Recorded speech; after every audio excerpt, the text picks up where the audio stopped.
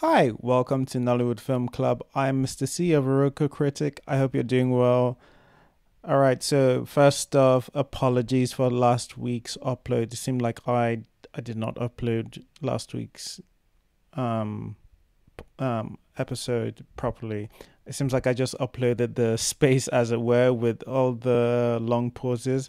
So now some of you get to appreciate some of the work that goes in pre-editing. It's not that much, to be honest. But some work is done. Um, and you, some of you missed my beautiful intro, my long, not rambling intros. That you guys love so much. The other thing worth pointing out, like this is a long, obviously, the what we're going to be talking about today is long. It's a new Netflix original, but it is fun. It's a fun conversation. Please do use the timestamps if you need to. It's always there for you. So don't, you can, just in case you want to revisit or do it in parts, it's there for you.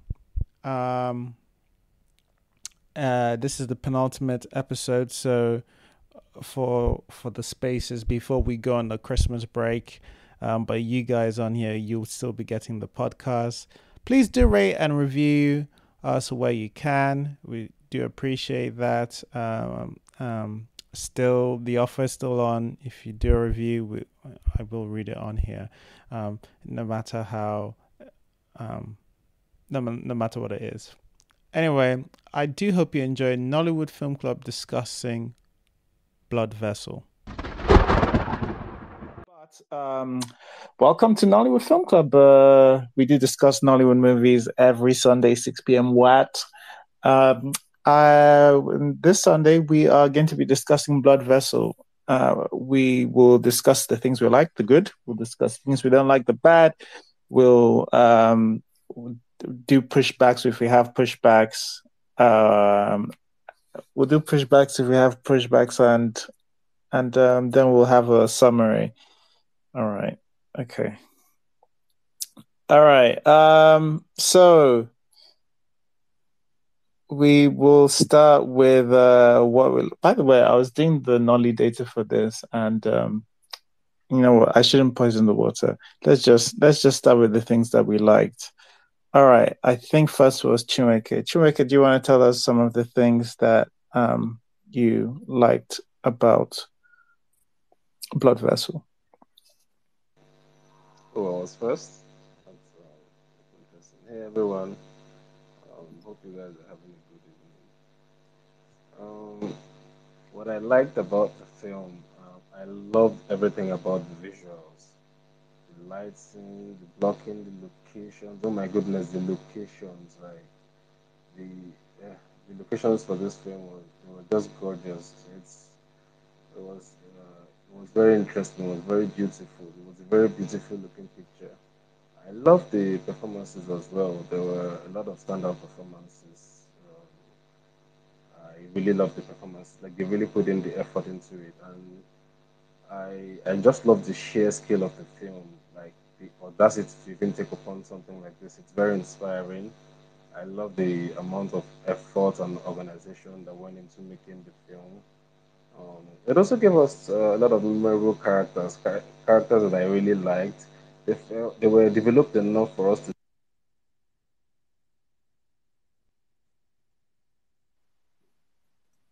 Is it just me? Have we lost Chinweke? I lost him. Oh, he's back. Oh, Okay.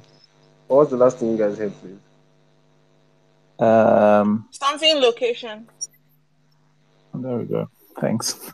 Are you serious? That was a long time ago. Heard development of the characters. Yeah, that's where he was, development of characters. Okay, yeah, okay, all right. That wasn't too far off. Oh yeah, so it gave us really memorable characters. I was really heartbroken to hear about Sylvester Cannon's passing. He plays Tekena, but in a sentimental way, it felt really sweet that his character lived on. I don't know. I really liked that. Like that really felt nice. I don't know. There was that, and it was very shocking for them to decide to kill off Oyin. But it took some courage, so I have to like add that as a positive. So yeah, I think that's pretty much it. It was a really was I just love the scale of the whole thing. Like it was a brilliant production. Yeah. All right. Thanks, Jericho. Shout out to the skill and ambition. And liked some of the locations. I think he said. All right. I think next was China. I think I was next, but I'll take the next after this one. Okay. All right. Elizabeth, do you want to tell us the things you liked? Okay, so first let me say that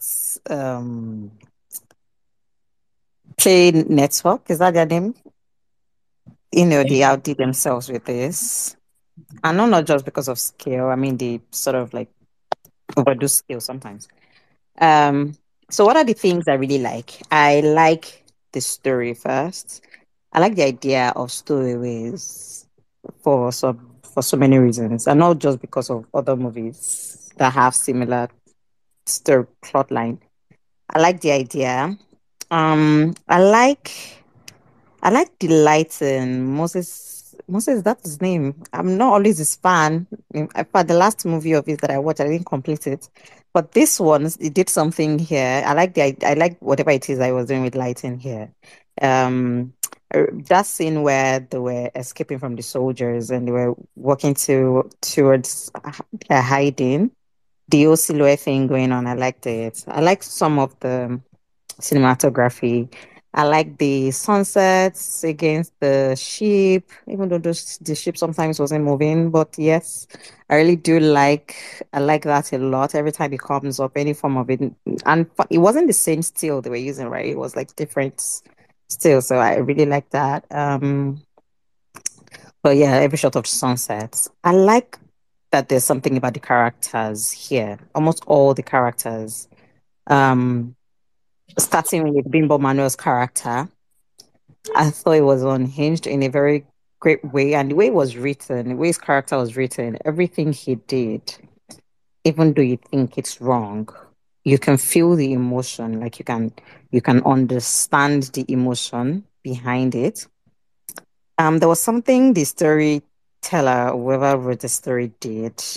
And I think it's with using the idea of myth, right? Weaving it into myth and destiny, right? Weaving it into the decisions that these characters would take, and it's not like they are unaware of these things happening. And we'll talk about maybe it worked on it, but I like the idea. Like when they use the two bad omen showing up at first with the snake one, I really I have another opinion, but we'll talk about that later. But I like that it showed up.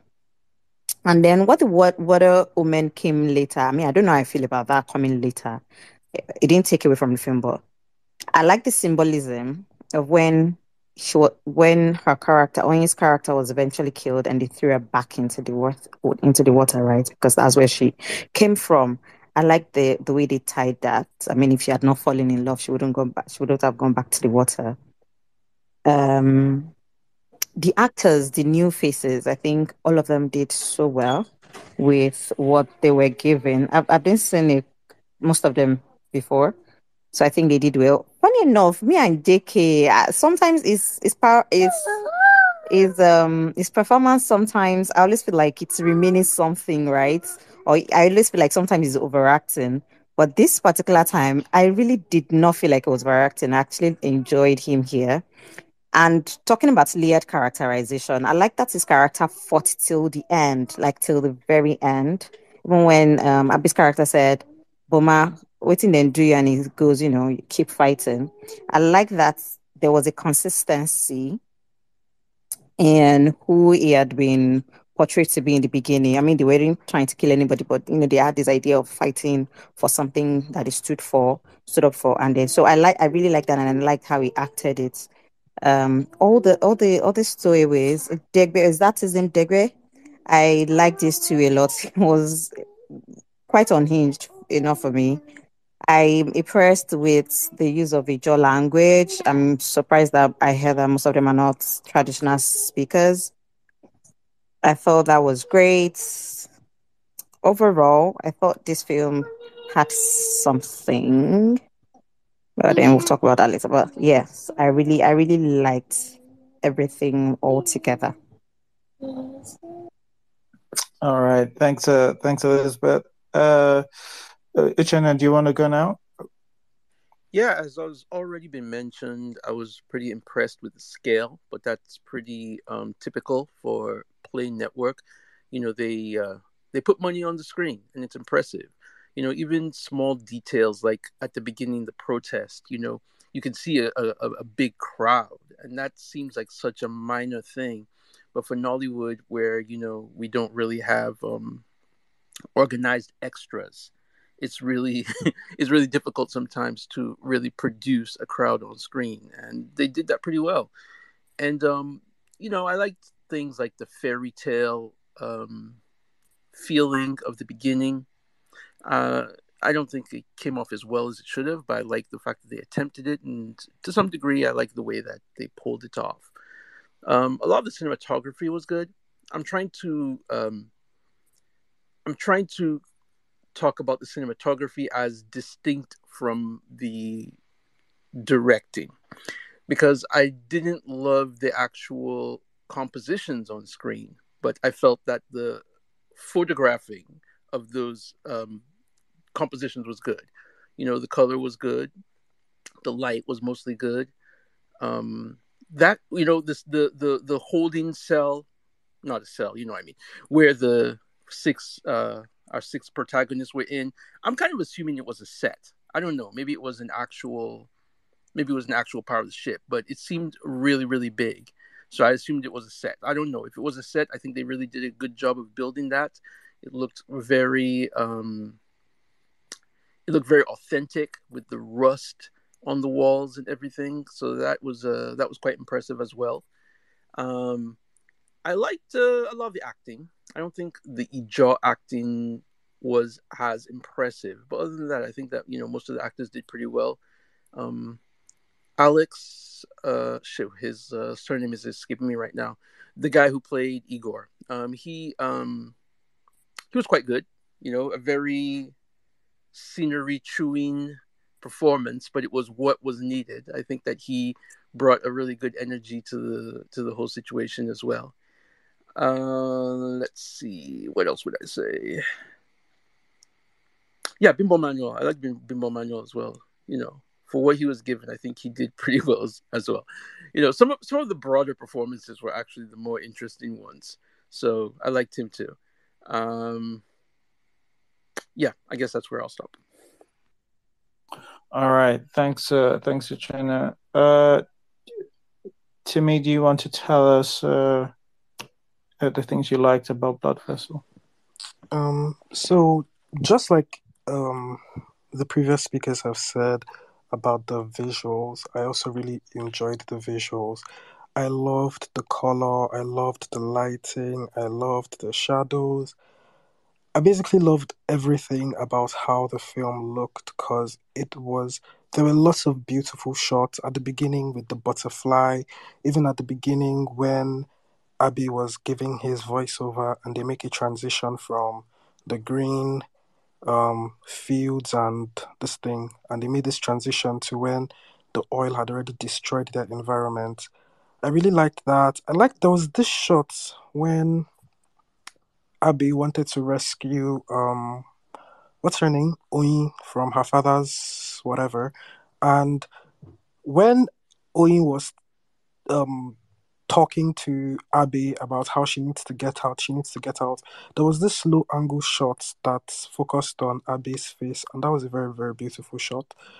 Um what else did I like? I like the fact that the characters in this were consistently written and they were sort of developed, and a lot of things about them were set up nicely during the first act of the film. So I really liked that. I loved the sound. Sorry, I loved the music. I watched this with my headphones, and I think the music was my favorite part of the film, because it felt very innovative, but it was also, um, how do I say this? It was a standout element for me in the film. Like Elizabeth said about the symbolism when they threw Oyin back into the ocean. I liked how they did all of that. I basically liked the fact that she died at the end of the day, because the prophecy was fulfilled. And just like she said that we came from water, and when we die, we'll go back into the water. She went back into the water. Every other person too that died on the ship went back into the water. So I really liked the whole symbolism thing. And the use of language in this, before I watched this film on Friday, I had never heard a word of Ijo. But when I watched this film and they were speaking Ijo, I was amazed, because it's such a very beautiful language. It sounds so beautiful. And there's something about the language. I think the way they produce their consonants, it, I don't know, that was just my favorite part of the whole dialogue thing, hearing them speak in Ijo. And I also read that a lot of the actors had to learn the language before filming, which I think is actually very impressive. I was surprised to hear Bimbo Manuel speaking Ijo. I was surprised to hear what's his name? Is it Jidekene? I don't know if he said things in Ijo, but I believe he did. But basically, the fact that these actors had to put in effort into learning the language before filming was very impressive. I like the plot twist at the end, the fact that Tekena survived. That is what I would say you call a plot twist, because it was unexpected, but then it makes sense. I mean, well, yeah, I would say it makes sense, because as someone from the Niger Delta area, I would like to assume that you can swim and find your way to the nearest shoreline or whatever. So, yeah, I really like the plot twist, because it's yes, basically it was unexpected, but also made sense. Um, I don't know if I've mentioned the cinematography. The cinematography in this was quite good. It was quite good. And my favorite parts of the film in terms of cinematography was the second half of the film. And during the second half of the film, there were lots of tight shots that gave you this sense of them being enclosed and nowhere to escape. There was this sense of urgency in those shots. So I really like that. Um, the fight choreography, oh my god, the fight choreography was it was well done. Honestly, if they said that this film had a budget of $1 million, I would totally believe, because they went out, all out. Um, in terms of the production design, I also liked the production design. Everything in this felt real. It felt lived in. It felt it felt real, basically. And yeah, I think that's pretty much it. Thanks, Timmy. Pushback will come. I think I think it was Olana. Is that how you say your name? Yeah, Olana. Olana. Okay. All right. Thanks, Olana. Thanks for coming. Please tell us some of the things you liked about Blood Vessel. First things first, I think the main thing I liked about it was the use of a minority ethnic group language. Recently with Nollywood, I've been very much like I've been exhausted with the use of majority languages, and I've always been like, surely, yeah, there are more stories to tell within Nigeria that doesn't just center Wazobia. So when I heard the Ijaw language. Like the first 5 minutes of the movie, when I heard the language, I was like, wait, what language is this? And I was certain it was not Efikibibio, because like I've watched indigenous movies with Efikibibio language and I'm very familiar with it. So I was like, what language is this? And I had to go about, I had to learn this is the language. And it excited me, first of all, because it was not a commonly used language. And then secondly, when I learned that most of the actors in the movie aren't even Ijo, I was like it takes a lot to actually that it was acting. I had to mention it in something I wrote earlier, that I was reminded that these people are actors first of all, and the idea of acting is to immerse yourself in the character. And if the character is speaking a language that you may not be familiar with, it behoves on you to basically learn the language. So the fact that they spoke a language that most of them were not familiar with, and they spoke it well enough, because I've seen Ijaw people acknowledging the use of the language, and clearly they are more impressed than underwhelmed by it. So that was the first thing I really liked about it. Secondly, I liked how human the characters were.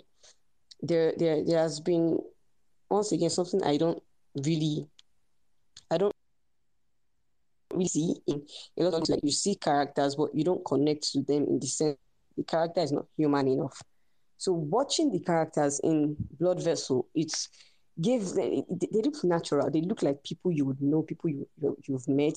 The idea that this person is how this person is supposed to be. I think my two favorite characters were Boma and Olotu, because Boma was a revolutionary from the beginning to the end, and is every scene. I loved so many scenes he was part of. This is my best performance from Jide Kene, because even from the scene where Debe was killed and he just sat there in shock, like that moment of just being still, it was very relatable. And then in the scene where he tells Abby to fight, it's a consistency in character. So I really like that. And I also like that Olotu was the noble, caring older brother from the beginning till the end. So I really enjoyed how relatable the characters were, how relatable their love was. I loved the use of spiritualism, the use of mythical stories within the story. I also love, there's something Charles of Play does with his productions, where he basically includes another story he's telling into the story that is currently being told. So there is a cinematic universe, so to say. And I like that they included the Igbo landing story, because I've heard of the production he has going on with the whole Igbo landing thing. And I like that they included that story, because it should probably weave in at a later time. And also the fact that each of the characters, or most of the characters that were killed on the ship, went back to the water, just as Oyin had said in the story. So it's like a retelling of stories on. It's a retelling, or how will I even say itself? It's basically them reliving what she had already said about the ancestors of the past. Also, I liked the cinematography, the shots went a long way as far as storytelling goes. The scene where Igor kills Oyin and then dumps her body, and Abe is basically groveling on the ground, and Igor just stands over him. Like, the shot it was supposed to give off this menacing vibe, and I felt like it really portrayed that in that sense.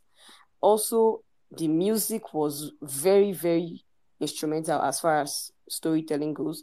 I think my best scene as far as the music goes was when Abe opened up the I don't even know what to call it, the little compartments they were staying in, and then each of them were coming by to greet him or to like congratulate him, and the music in that scene portrayed so much emotion, like the relief he felt and the sadness he felt. So everything, there were a lot of things, too many things that were right as far as this movie goes. It's possibly my best production from Charles. I believe it is, as far as acting, as far as cinematography, as far as sound production, and maybe I'm just really, really, really excited by the use of an indigenous language that is not Wazobia. But yeah, I really like the movie. That's it. Thank you. All right. Thank you so much. Thank you, Olana. Um, and I think it's Nollywood Must Change next.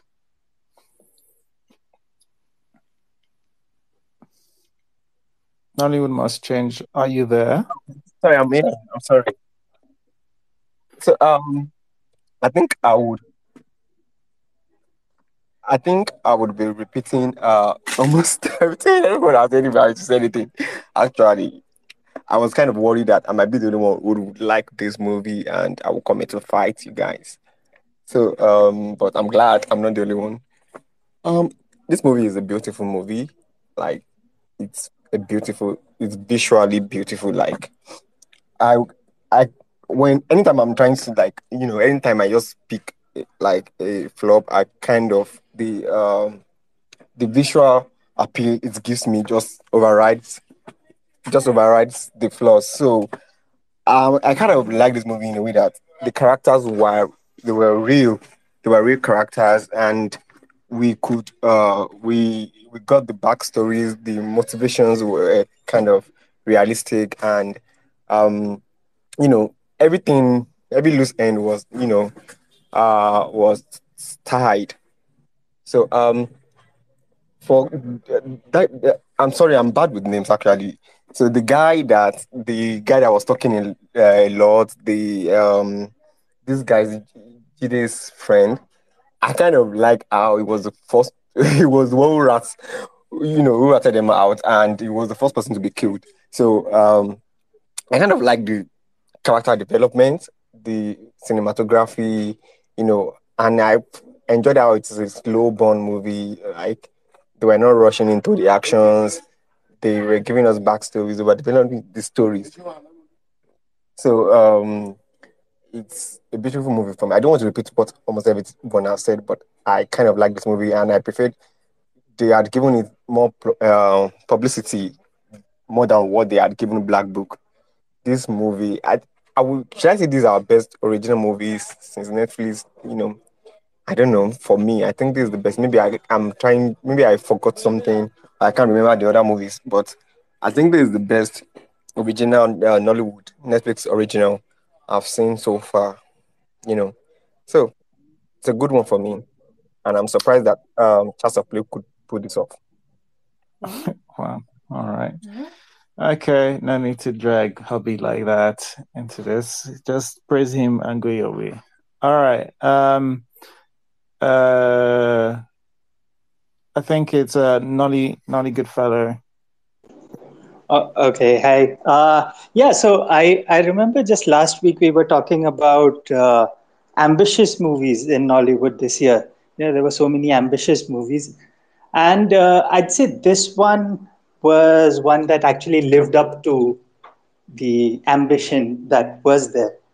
And what really stood out for me, or what really what really stood out for me was the writing, the way it was. How do I put it? The way it keeps you engaged right from the start is actually praiseworthy.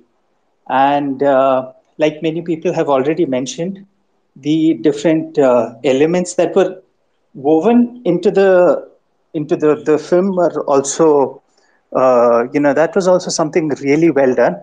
And what I really liked about it is that it still did not slow down the pace of the movie. Like even when they went to the resistance to slavery, or when they went to the mythical story, it still did not slow down the pace of the movie. And the undertones, all of that was very well done. Again, with writing, the character sketches is again something everyone has mentioned. The cinematography, of course, again, something everyone has mentioned.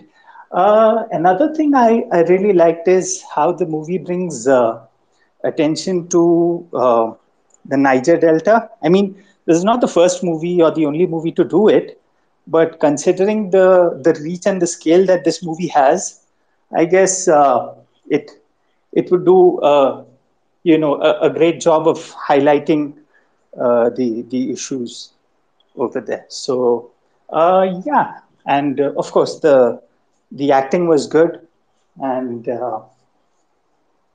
yeah, I guess those are all my points. No, thank you, Nolly Goodfellow. And we have, I think, Inka. Inka, are you there?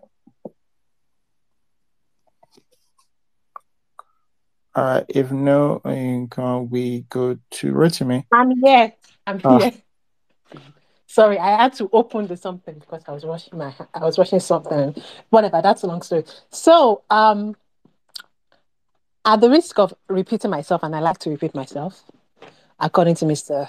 C, I agree with most people. The cinematography, the acting, Ijo, a minority language, the skill of the movie, which is like, I'm just like, why did they commentate it like a big boat like that? And it actually looks like the boat was kind of moving. I was just like, what? This is like a lot. It takes a lot to film this. And I'm just so shocked that I am shocked because it comes from Play Network. And this is awesome. It also puts into perspective the other ones that they've made us suffer through, but this is awesome. But like, it is Moses Inwang, right? And I've liked some of his movies in this past. I generally do think he's one of the few, I won't say few, he's one of the directors in Nollywood that tries new things and tries new concepts. The one with the numbers where one guy is trying to find a girl and he just needs to find like the last four numbers to get it right. Like, that was an interesting concept movie and I actually liked it. Pawn, which is kind of like it's a woman's picture, crazy stuff. Like, even Stalker, I think it was the one that directed that. So he has been that type of director. I mean, the last movie that we watched of his on here was not good. Was not good.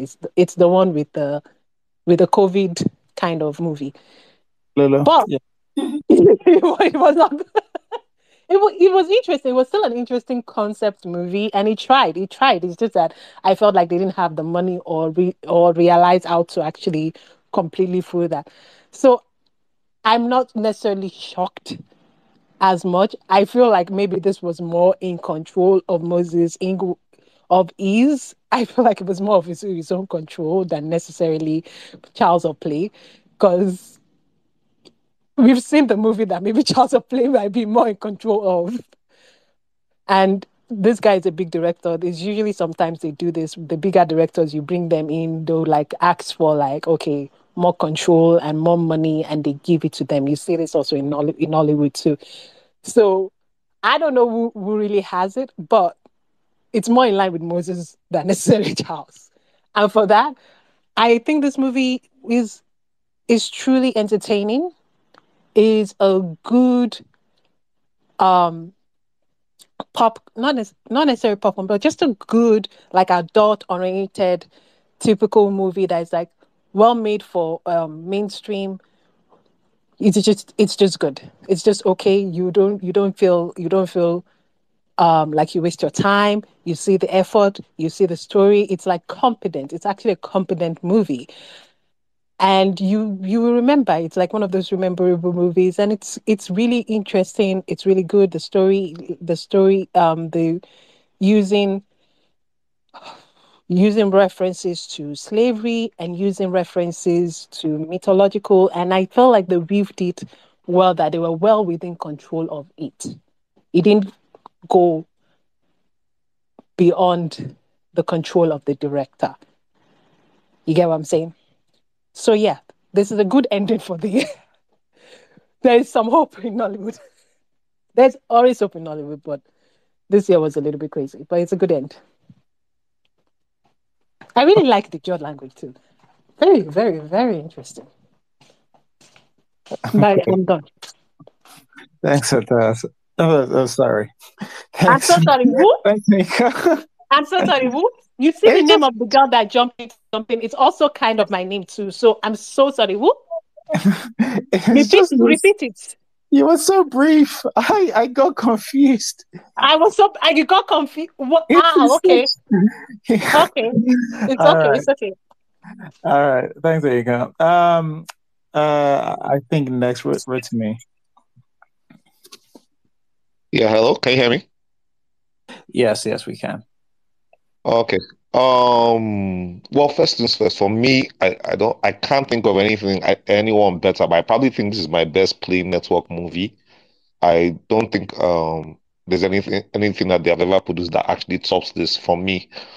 I think maybe from the last time I saw them from Glamour Girls, I think it's almost like if maybe anybody took in some of the notes or complaints from that last time, it was almost as though like the thing I liked about it was that how you decentralized the story. Most of everything that happened within this movie happened on the boat, and the it was very easy when I saw maybe the second trailer for this, and I started seeing like the backgrounds when they were the backdrop of the Joy Youth protests and with the military. I was like, okay, this thing that happened, I was scared that happened in Glamour Girls, where we're following all the threads of all the characters, and we're not following one central character or one central storyline. So it was good for the different characters to have different backgrounds, like Oyin and Abe running away from Bimbo Bob Marlon's character.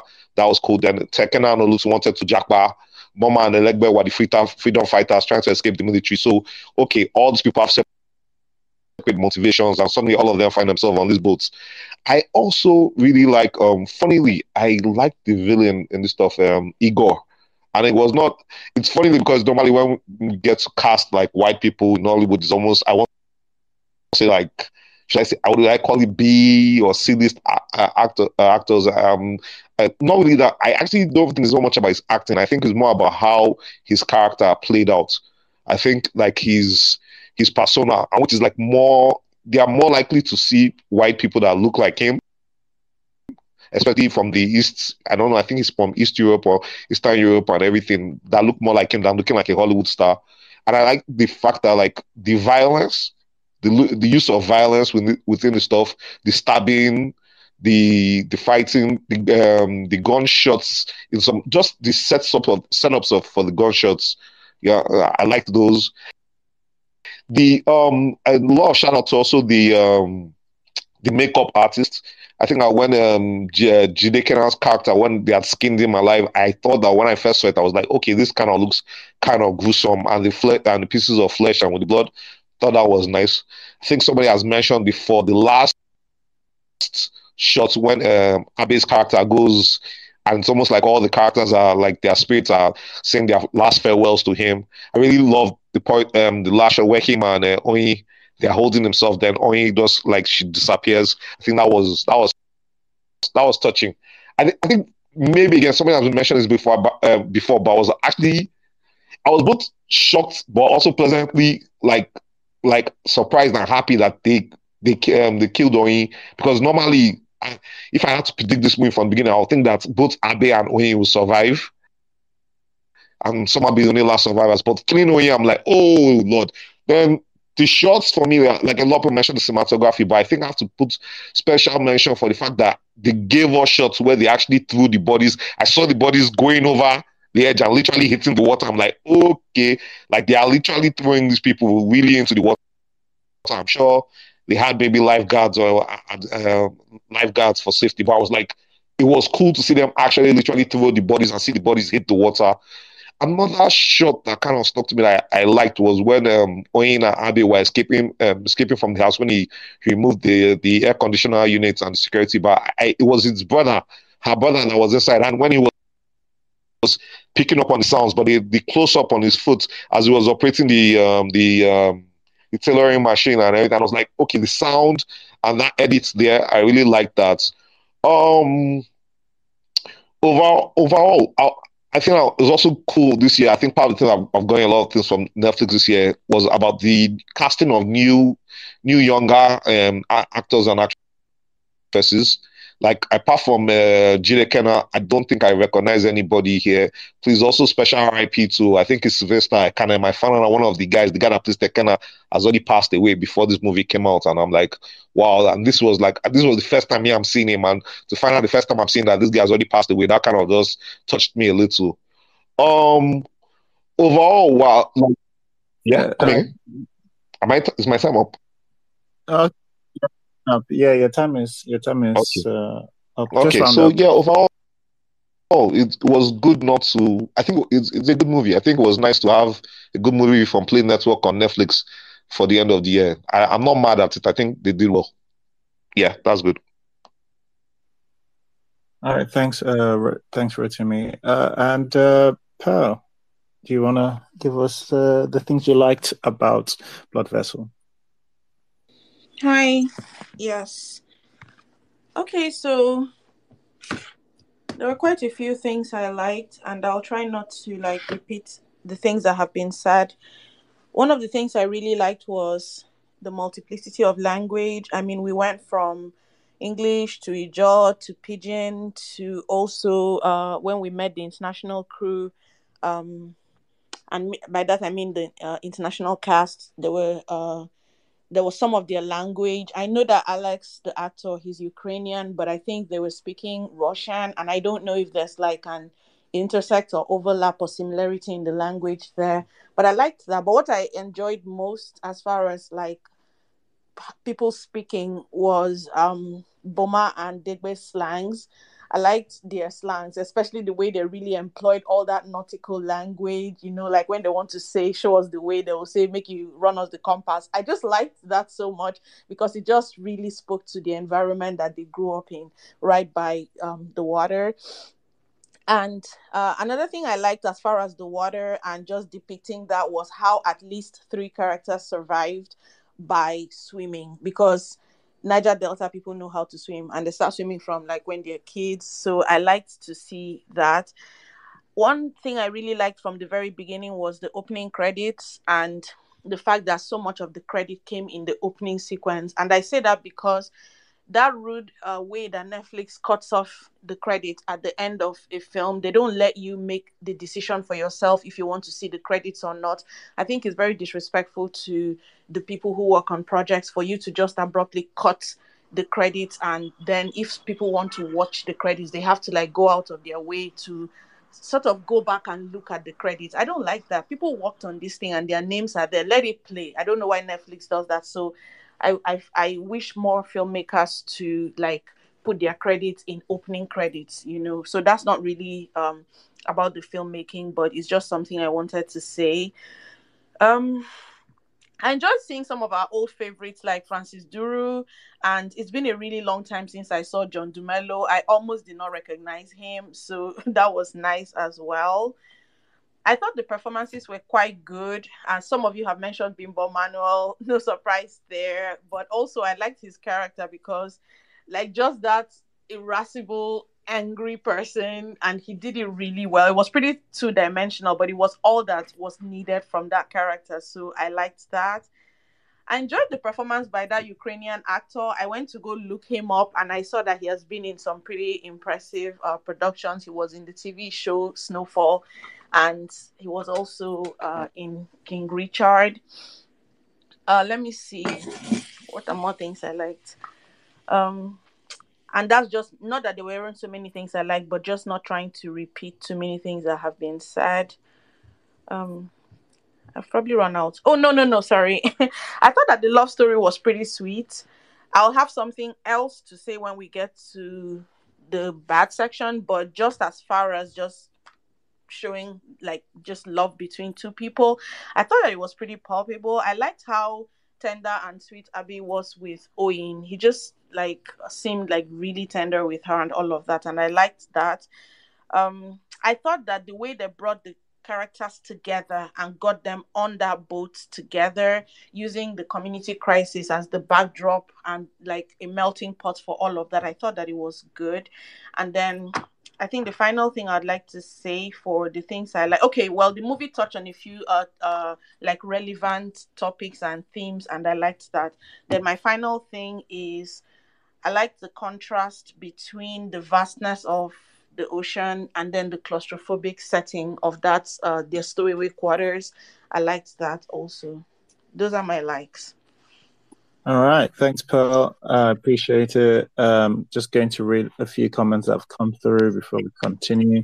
My mic Mr. is Bal. refusing to mute. Okay. All right.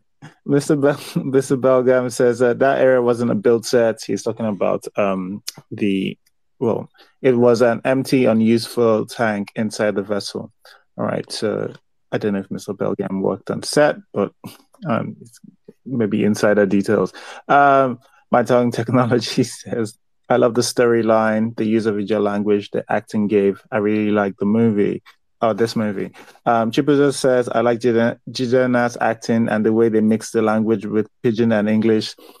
That scene with the python made me laugh. Oh, a boy, a any boy, si child. Oh, boy, a any boy, si child. All right, I don't speak. Anyway, this is a true African story. The language, the acting of the Africans, the dialogue. We need more of these stories. All right, thanks, Chibuzo. Yeah, if you want to share your thoughts and the likes, or if you comment underneath the space, we shall read them out. Okay. Where were we? I think it's a test turn now. Hi. Okay. So I will start by saying that this is not some of Nollywood's best work. Both old and new, really. The stories that they're telling here and the way they choose to intersect the stories, I thought was very well done. The oil conflict as a backdrop, escaping Nigeria and the whole Japa wave, the love story of interwoven in, and even the friendships and the story of brotherhood that they managed to tell from two sort of different brothers, two sets of brothers, one being Boma and Degbe, and the other one being the two brothers. I thought that it was very well interwoven and very compelling. You're able to connect and interact with each of these characters, both individually and as a pair. And I thought that was beautiful. Um, However, there were three scenes that have stolen my heart completely.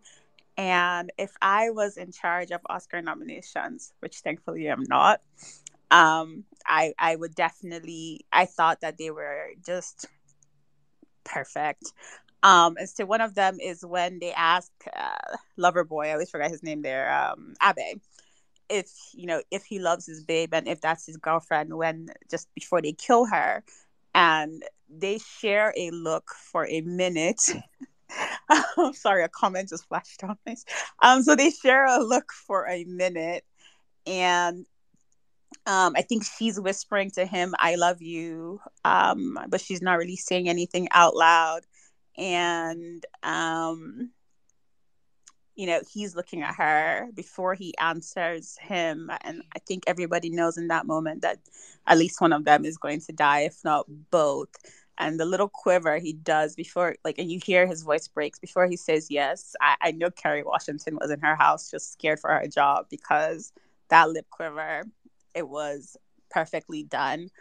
Um, the other scene is when Dagbe is shot. Someone mentioned it earlier, when Boma freezes, and even when everyone, is responding, screaming, everyone is hit with a gun, even when he's dragged out of the chair, he's still frozen. And if you watch the scene to the end, and they're dragging him out, and his legs kind of stay locked in a sitting position even after the chair has been kicked out from him. And I thought that attention to detail, that level of acting and directing, was really brilliant. Honorable mention is where they drag Boma through blood after he's dead, and you see that the blood has coagulated, which is a little different from how it looks in the earlier scene. It's starting to thicken, and I thought that attention to detail was great. And then my final brilliant moment, I think, is when the two lovers are sitting down. It's a flashback. And she's telling him why they can't get married. And he's just like, that's obviously not going to stop us. And then they kiss each other with such passion. I really appreciated the chemistry between these two young people. I love that this movie maintains the tension it needs throughout the whole movie, even though we don't get to the action, quote unquote, even though the entire movie there's really action in it the entire time. but it maintains the tension it needs throughout the movie, even while we're still kind of weaving through the backstories. I enjoyed the mix of new and old faces in this. I thought it was very well casted, and the way they chose to use the older cast sort of as supporting characters and really giving the newer cast a chance to shine. I appreciate the language and the pigeon, of course, because those are my people. Sort of, not really, but it was very much worry pigeon, and I very, very much love that. Um, And yeah, there was a lot of great attention to detail here, even from how stricken they looked after a few days on the ground. I will say that I love the lack of rape because I cannot lie, going in and seeing five, because it's a Nollywood movie, and Nollywood has just scarred me so much that when I saw five boys locked on the ground for an undetermined number of days with one girl, my heart froze a little bit. And so I was very glad when this movie ended and I could sort of breathe that sigh of relief. Um, I like the scene towards the end where he's walking out after he's victorious and he's sort of seen all his friends. It's sort of like a moment in time there of them just kind of hanging out and having fun and wishing him farewell. It reminded me a lot of the end of Titanic after Rose died. And so I enjoyed that. But this is possibly the best movie this year and definitely the best Netflix original. Okay. All right. Oh my God. Oh my God. All right. Thanks, Taz. Appreciate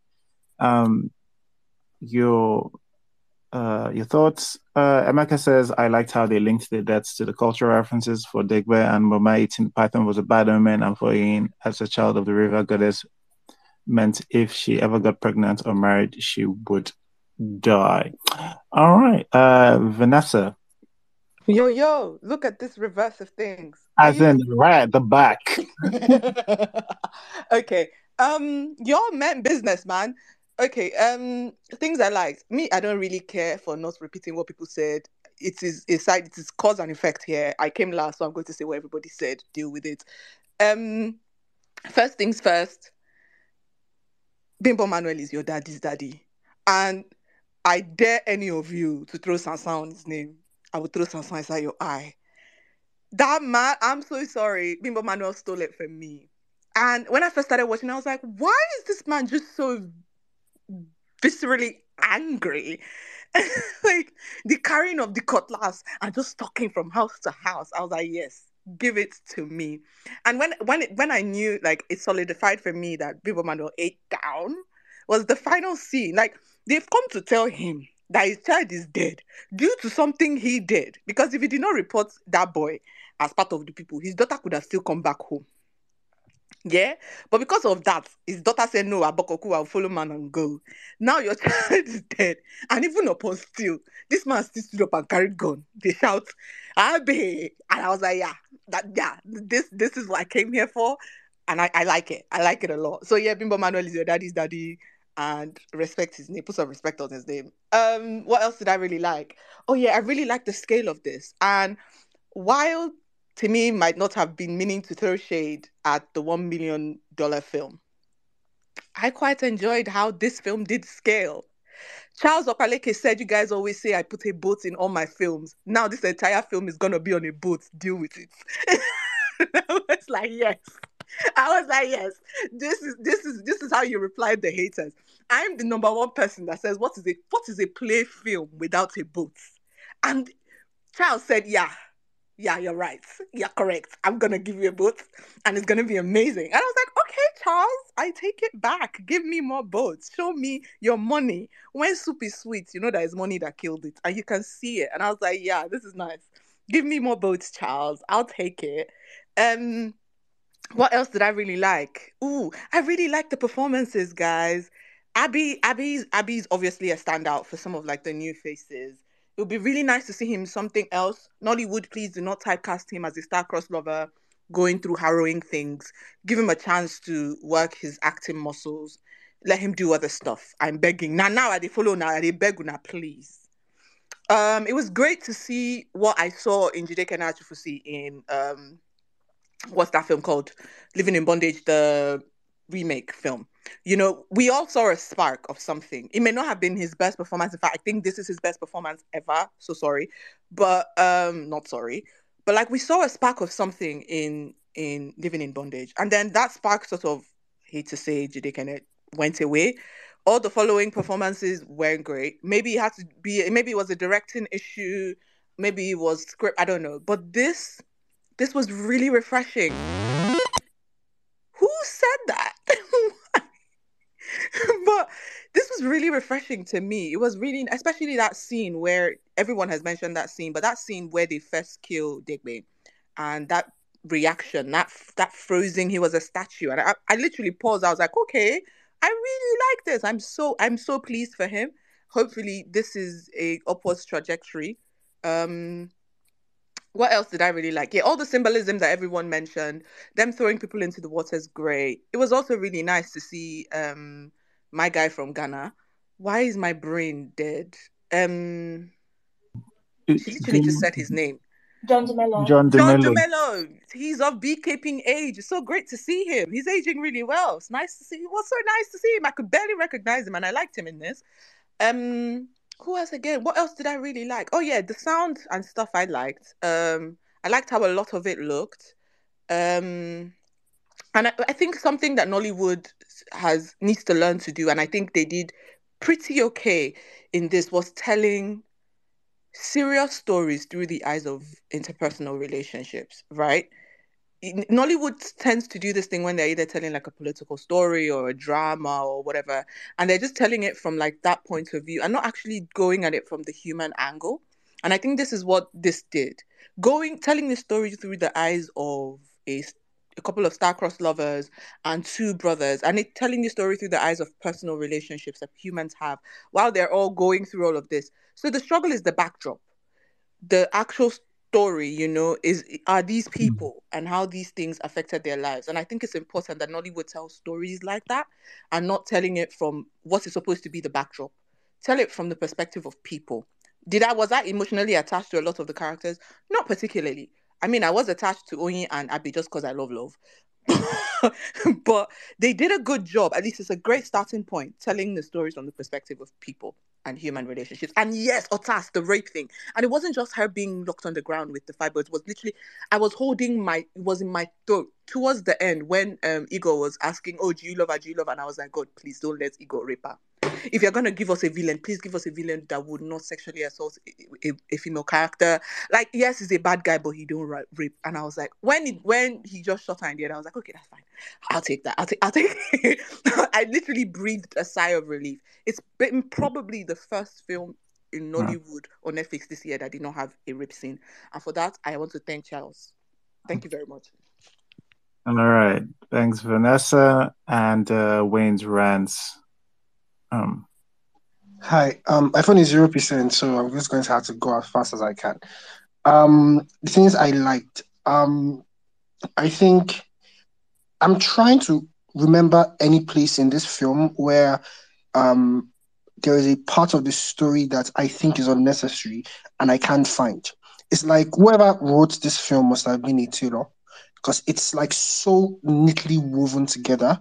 Okay, that's actually not a tailor, but it's really like the stories are really woven together. So when you find out that like Bimbo Manuel's character, he's really angry that his daughter is pregnant, and it's an emotion that we understand, but his is very heightened, and it's like I understand she's been impregnated, but it's not that deep. But when you realize that it's a literal life or death scenario, you understand why he's whatever he was in the beginning.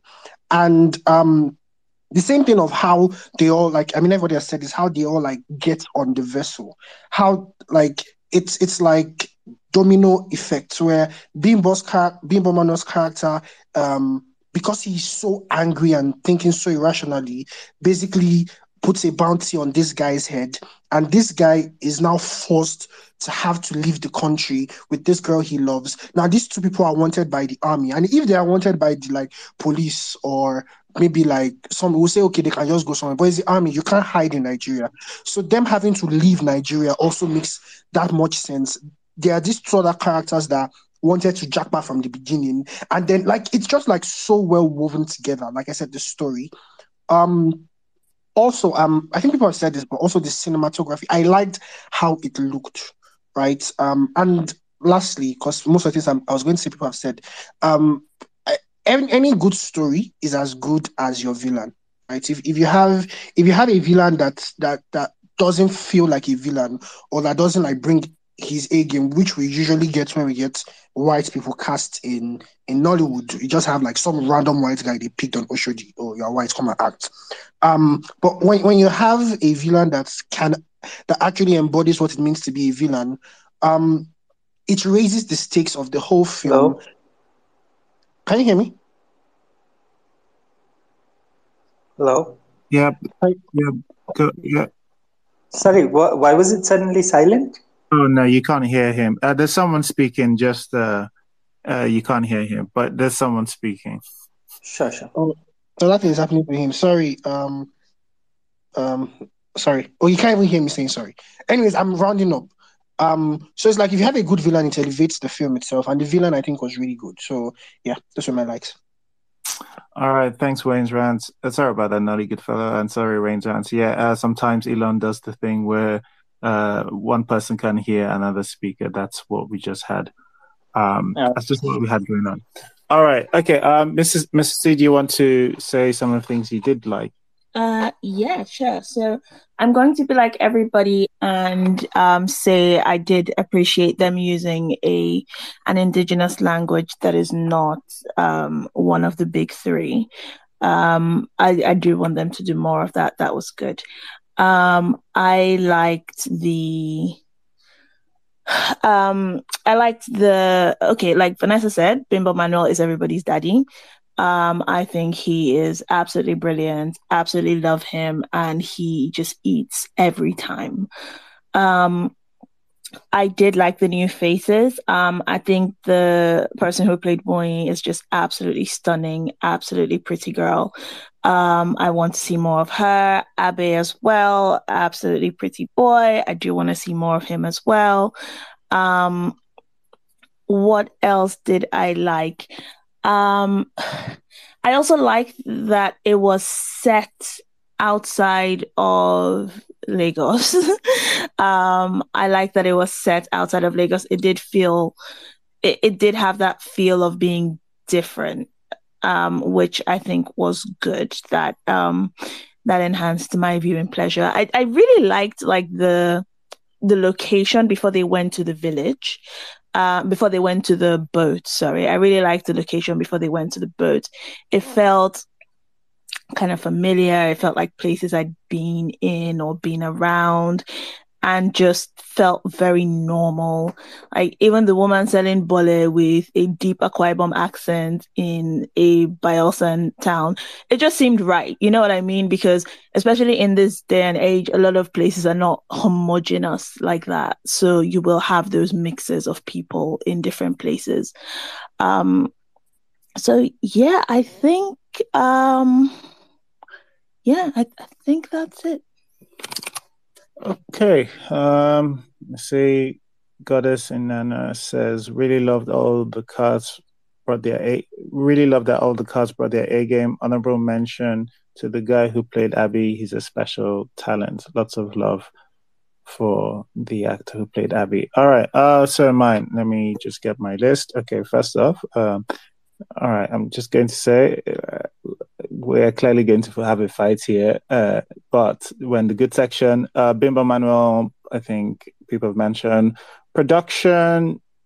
I think people have mentioned there's a lot to praise about it. Especially, I just like the look of this. It does. I think every once in a while I have a does it look like a film pass? Does it look like a film test? I have, and some, a lot of Nollywood movies don't pass this. Like if I walked in, would I have gone, oh, that's a film. And I think there are loads of places where, yes, most part of it, if I looked at it, I would think, yeah, that's a film, right? I wouldn't need to put Nollywood in front of it. So I think the escaping sequence with Oyin where she's leaving. I thought that was quite well done. For I would say for us, it's quite well done for us. I think I liked the use of sound design there too, because there's a point where I think it's her brother who is on the sewing machine or something, right? And he's sewing it, and they take out the AC, and he stops and the music stops. It's like that kind of playing with tension. I thought that was really well done, and good, more kind of things. This kind of things I expect at least one of these from a Moses Inwang film, because he's somebody who is very much interested in the filmmaking aspect and not just the things actors say, which is just nice. It's not that things people say. It's not just like we can't have dialogue stuff, but like it's just nice to have a variety in our filmmaking space. And he's one of the people who does try to do filmmaking. It doesn't always work, but yeah. I have here Jide Kene's Look. Nothing else. Jide Kene's Look. A score I thought was pretty cool. I enjoyed that. And I put nice to see a lot of us Sangolo. All right, okay.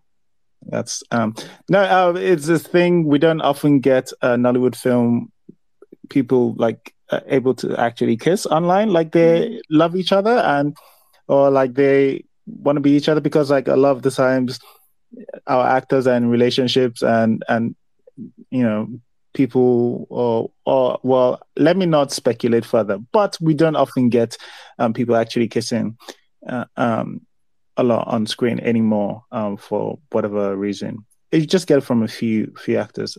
And also I've got Igor's death is the funniest scene of 2023. All right, doesn't matter if it's ironic, I loved it. All right, okay. So we're going to head into the sides that we did not like, and it's Chinweke. Chinweke, please, could you tell us some of the things you did not like about Blood Vessel? Okay, thank you very much. So this feels cruel because a lot of the things that I didn't like are as a result of the really high standards the film sets. It's like you've done the difficult thing, so you shouldn't be messing up the basics, right? So I mean, it had a really solid first act. It was I thought the first act was really solid, but after that, it started to collapse under its own weight, and it never quite recovered for me. And it started off as a serious film, and I think I took it a bit too serious because it was like 1 minute I was watching a bunch of people involved in a protest where somebody died, like stuff like that. Like it just felt too serious, and then the next thing is like they're about to get on these boats randomly, just like that, and it's like okay, like it shifted from a serious film to a not so serious film, and I don't know, that was very jarring. It also felt incoherent and disorganized for really long spells. Like I had to just check out a bit, and like I couldn't just handle it. It felt like they were trying to do too many things at once, which isn't a bad thing. But if you don't pull it off well enough, it just comes off as trying a bunch of random stuff and then seeing which one sticks. Yeah, and it felt like that for certain points. Like, okay, let's throw in a protest. Let's throw in the Igbo landing story. Let's use minority. Like, let's use these things that tug at emotions, and which is really what film does. But if you don't do it well enough, I become aware of it, and I don't know. That's not a good thing. So I don't know. I think everything. I was just. I think they got a lot of the basics wrong because I won't say they got it wrong. It's more like they ignored it because these are people that know what they are doing. Like these are really serious filmmakers. So it was unusual to see their choice of ignoring those things. The story had a lot of. I can't even start to get into a lot of them, but they had a lot of plot holes that a film of this scale shouldn't have. Um, I think that's pretty much what I have to say. Thank you. All right. Oh, thanks, Chinweke. I'm kind of with you. I think that the first act was the strongest part of the movie for me. I'm just gonna say this just to remind some people because I know some of you have forgotten. Perry was in this movie. All right, let's carry on. I think it's Elizabeth. Elizabeth. Hi, so let's get into business. What do I not like about this film? I'm going to start first there because when I first noticed this one, I wrote it down in my notes. The ship was hardly moving. I don't know what's going on, guys. Did they park in the middle of the ocean and then started shooting? Was that the idea? Was that what was going on? You mean all of the time? Like, I do get it. They got the captain and then hid him somewhere. But it just felt like when everything was happening, action, nothing, it was just standing in the middle of the ocean. Even before then, there were shots of them just, the ship just sitting there. I don't know if it was a still or they just put it in. I'm just like, why is this ship not moving? This ship is just sitting down in the middle of the ocean, not going forward, not going backward. What is the plan?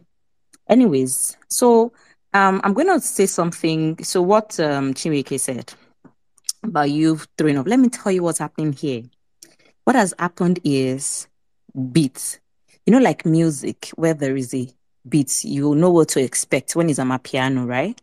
When it is Afro beats, you know how South Africans think that Nigerian music is too fast for them to dance to in the club, and how Nigerians have adopted piano, and then people are like, I beg all the songs that are so slow, bring back old Afro beats. Again, the point is all of this music explanation is just like how music has beats to define the mood. That's how movies to have beats. Now, this film has a beat. It's a consistent beat. Okay, if you remove that first protest, which seemed to happen so fast, everything consistently followed something. And then Nollywood Must Change mentioned that this is a slow burn. I wished it was not a slow burn because it's completely changed the landscape of what this film should be. This is a film about stowaways, right? It should have been faster paced, and I'll tell you why.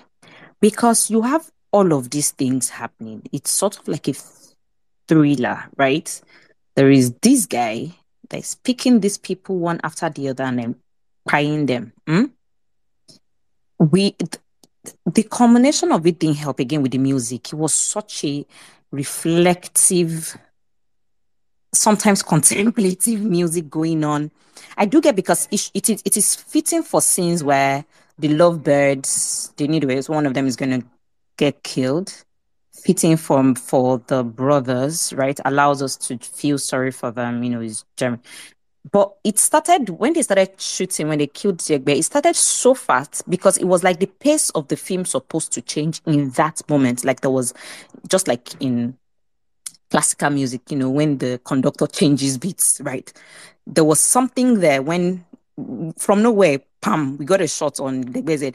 That was indicative that, sorry guys, act one, scene two, right? Or whatever was going on, we are changing gear. But rather than follow that kind of pace that they've introduced us to a vibe they couldn't maintain, it went back to just doing this slowly paced thing. I don't know why that is. Anyway, so back to what I did mention in my that I really like the myth, the use of myth and the backstories. I think it was fitting in such a way that it could have been perfect if there were we're getting these characters and we're seeing their backstories and then we're reflecting and we're seeing the reason why they wanted to Japan and stuff. So, but the problem with that old destiny thing happening, especially Oyin's Zone, we got the flashback of our mother saying, grandma saying that they got you from the water. I didn't like that because I felt like this is missing the beats of your music in this sense, missing the beats of your film. You first introduced us to that first woman, when they ate the snake and she said, oh, our people say yada yada. When you do something like that, we already know that as they are boarding these people, like already there's this ominous feeling at the back of our minds as audience that yikes, they may not make it out, right? But if at the I really felt like that coming in, because to me, it didn't add anything to this story again, right? It's just now telling me right in the middle of the action that this baby's going to die. Like when she mentioned that Anisha was going to die, I just felt like if it had happened before the ship left dock, right? Again, it just intensifies that feeling of, that ominous feeling. But rather it's happening in the middle where, he sleeps, she's looking at him, is an outcast. Yeah. I don't know how I feel about it. It didn't take away from the film, it just didn't add to it for me. What else did I not like? Yeah, the gunshot and the blood splatters needed. What they were just blah. The worst scene for me was when Ego was gonna kill Abby.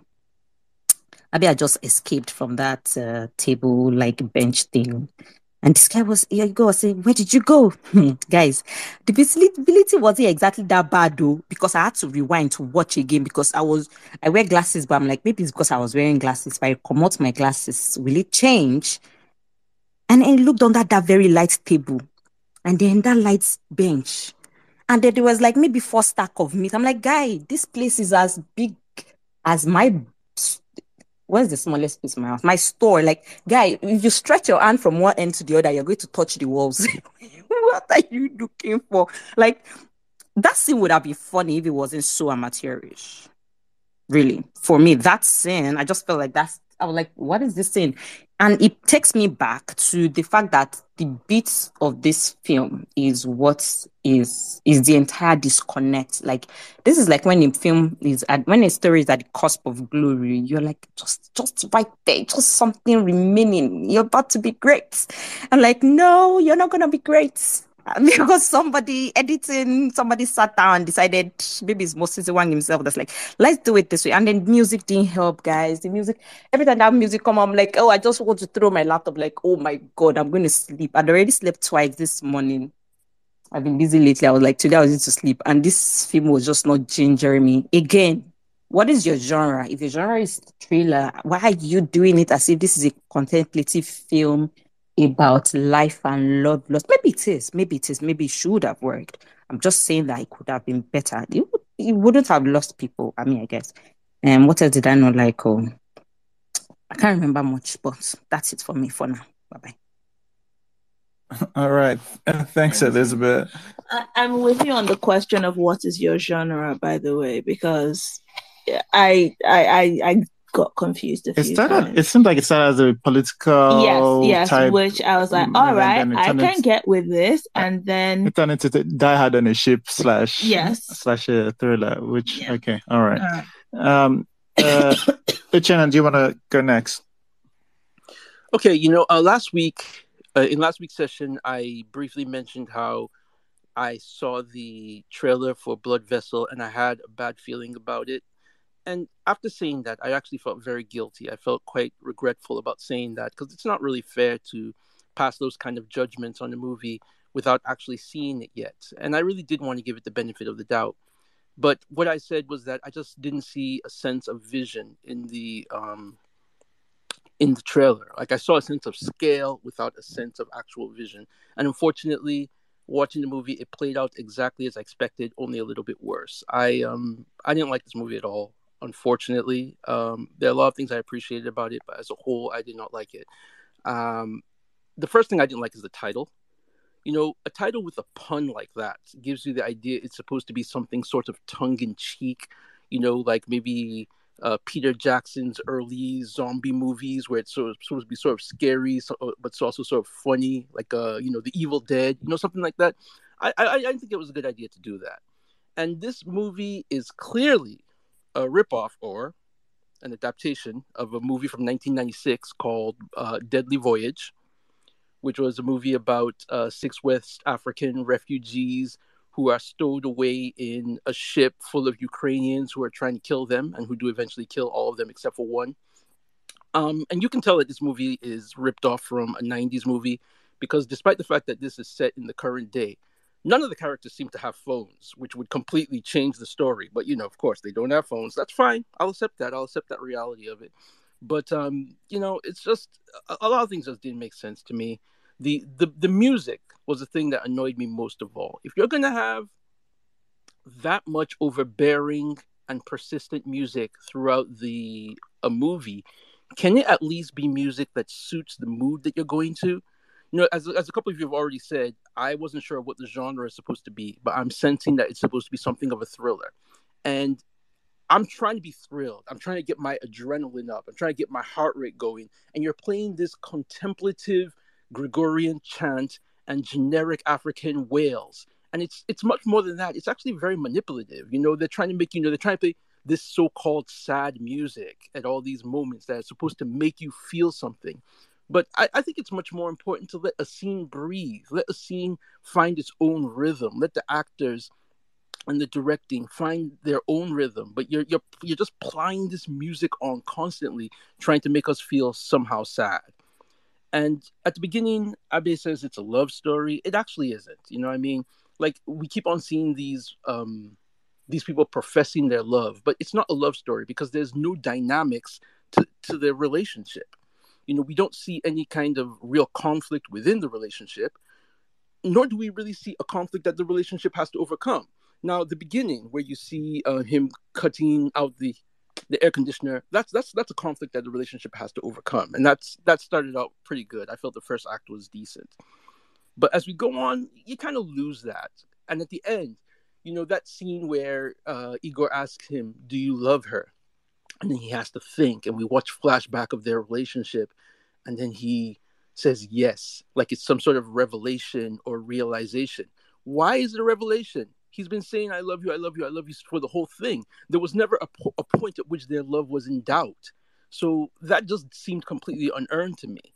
And I didn't feel that at all. And I just didn't think that there was a consistency to the characters either. You know what I mean? Like, when you have a story that's about a bunch of characters in an enclosed space, most of that story is going to be about different personalities bouncing off each other. But you don't get much of that. I mean, you have some token gestures towards that, but you don't get enough of it, I think. And even then, I complimented the production design of that room they were in, but at the same time, I didn't get a sense of the room space. I think that's kind of important when you're trying to make a story about people enclosed in a space. You have to give an idea of what the space is. And to be honest, even just looking at it, that room looked very, very big. Like, somebody said in the comments that it was an unused fuel tanker. I was like, yeah, that makes sense, because it looked huge.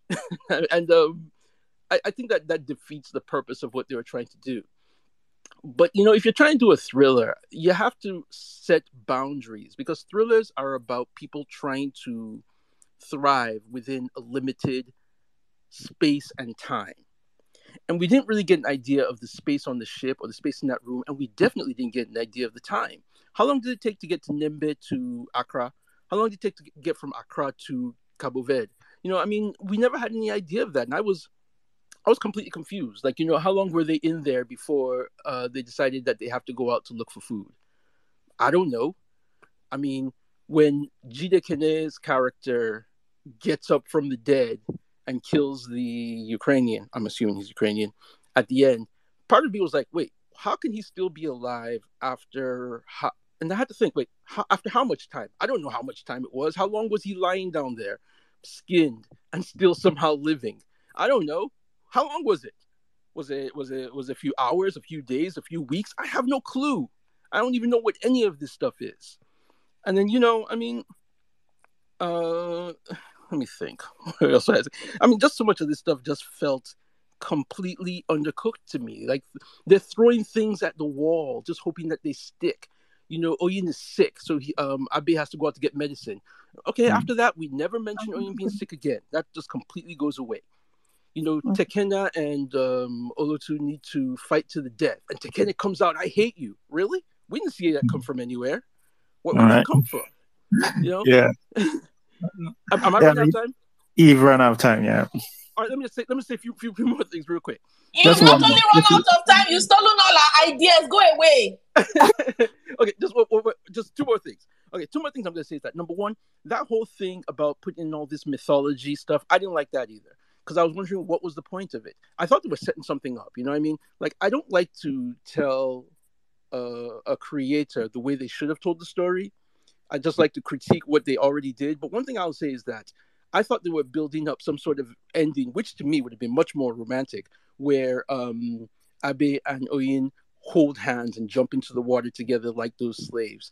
And the way it was ended instead just didn't have the same power to me. And I didn't understand the point of that story except to promote the Play Network extended universe. And it just did not work. And then the last thing I will say then, Hey, You have to Richard, come back. you wait No, for no, you. no, please be going. Thank you, Chima. You have tried. You have the tried. You last have thing I'm done. this You have. this is not an actual critique. It's just a round. It's just a roundup. It's just a roundup. Saying I'm going to say that I appreciate the scale of this thing and I appreciate the money they put into it. But what I would say is that this reminds me of somebody who pours a lot of money into building a house, building a mansion, and then doesn't paint it. The little details aren't there. I'm not going to talk about the effects right now, the gunshot effects. They look like something from a Nollywood film from 1997. Okay. Tried it. All right. Thanks, Jeanette. No, I appreciate. All right. I think we have next. Go with Timmy. Timmy. So the bads. Honestly, God, coming up with these bads was actually kind of difficult because when I first watched the film, I really liked it, and it was very hard for me to come up with my bad section. But here we go. First of all, I didn't understand how Abby's mom knew that Abby was at the boatyard, and then when they showed Olotu looking for his phone, I was wondering, was it that Abby stole Olotu's phone and used it to call his mom? And again, what was even the point of them showing us that part of Abby, of Olotu looking for his phone? Second thing is, what exactly was the ship, and why did Igor and his people have to be on the ship? If they were transporting stolen crude, I really do not see why he had to be on the ship, or why. Yeah, I really didn't get why anybody had to be on the ship if you were transporting stolen crude. And another thing is, cargo ships typically have more crew members than what was shown. I did not see any engineer on board. I did not see any technical crew member, nothing. It was just one captain and a bunch of bodyguards. So I really don't know about that. If Mr. P was taken off the ship, who was serving them their meals? How did they stay so long in the holding area or whatever without suffocating or gasping for air or something? What's this boy's name? Tekena? That he said, I don't know. I really do not even get that his character. Because is it that you're tired of being treated like a small boy, or you're tired of being blamed for what your brother did? What exactly was your issue with your brother? And if you have these issues with your brother, why will you follow your brother to go and enter a ship on a journey that you don't know how long the journey, you don't even know anything about the journey, but you said that, okay, this brother that you're having issues with, I'm going to enter this ship with you. I didn't get that. And that scene where Tekena, they said somebody should go and look for food or something, when they did the bottle spinning thing, why did Tekena want to prove himself? What was the point? What were you going to gain? I thought you hated this person. So if you hate this person, why do you want to prove so and so to the person? When they stopped the boat at Accra, and now that particular scene, when they stopped the boat at Accra, I can kind of get it that maybe the point of that scene was to tell us that, Igor was transporting stolen crude, but I feel like they really missed an opportunity to add conflict into that scene, because we already know that the captain is a no-nonsense man, and I thought that the captain was sending people to to search the ship. But just like that, the ship started moving. Nothing happened. Basically, nothing happened when they went to Ghana. They just told us that Igor was transporting, stolen crude. And if they wanted to tell us that Igor was transporting stolen crude, I feel like there are much more efficient ways that they could have done that without adding the extra 3, 4, 5 minutes of that scene. Um, Aha. I didn't feel the love between Oyin and Abby because we were only shown scenes of depiction of love between them, but there was really nothing to justify the fact that Oyin was willing to sacrifice her life or take the risk of dying just to be with Abby. Yeah, Abby has said it multiple times. Oh, I love you. This, da da da. He has also shown, that he loves what's her name, Oyin. But why does Oyin love Abby? Why you know of this thing that your grandmother told you, and you're like, oh, you don't believe in it, this, that. But share that kind of fear, as a Nigerian, I don't know, if you grew up surrounded by all these superstitions or whatever, I feel like there's some sort of fear you're supposed to have that, okay, oh, maybe we actually shouldn't be doing this. And then you went to get pregnant for him. Crazy. Did they happen to forget about the poop buckets in that their this thing? Did the place suddenly stop smelling? Did they get rid of the poop bucket? When they were showing us scenes of them in that holding area, I was thinking or expecting that they were going to show us how they were struggling with being held in such a place for quite a very long time. But I think the only thing that it showed of them struggling was the poop bucket. And after they referenced the poop buckets, they did nothing with the poop bucket at the end of the day.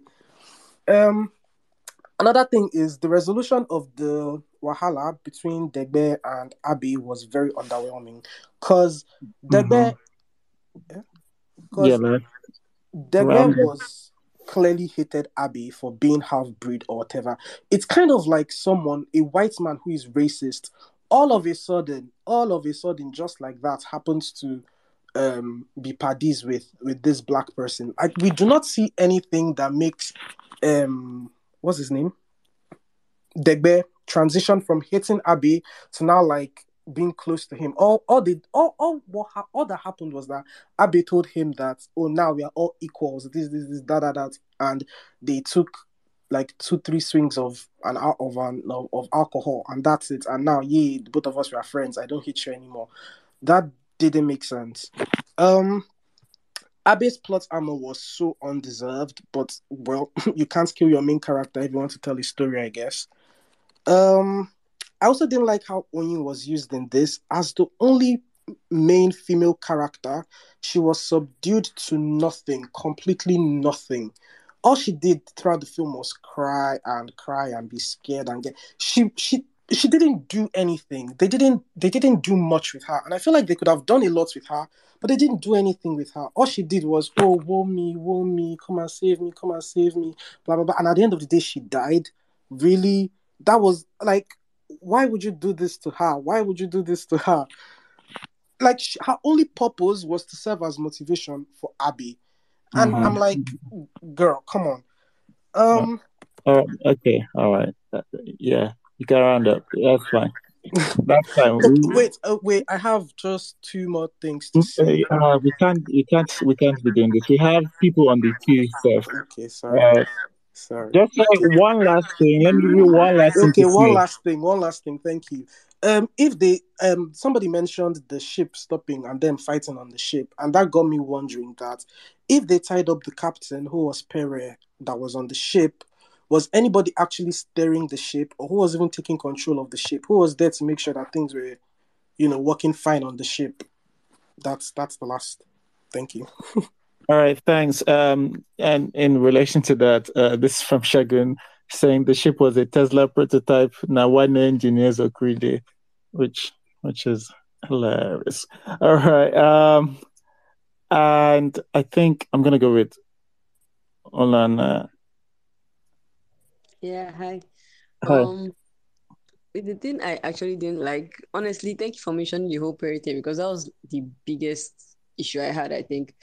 With Charles Productions, I think there's always that one character that really doesn't serve anything. It's like he just wants to scribble somebody in it, and that was Perry because Captain, okay, even when he was found and Abby untied him, okay, I was thinking at some point while Abe is fighting, maybe he could join in. The scene where Boma's character stabs the one of the henchmen.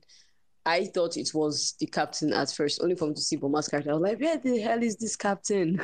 So the inclusion of the captain dude and his entire purpose being just to throw people off the ship, more or less, was really like there was no need, and I don't know why they put that character in. It was so unnecessary. So I actually agree with the idea of who was steering the ship. Okay, where were the other? I think when the white men came on board, there were about three persons there. That's Pere, Mr. P, and some other person. Mr. P, why did Mr. P have an emergency heart attack? Was he really sick? Did he just do it to get off the ship? What was the reason?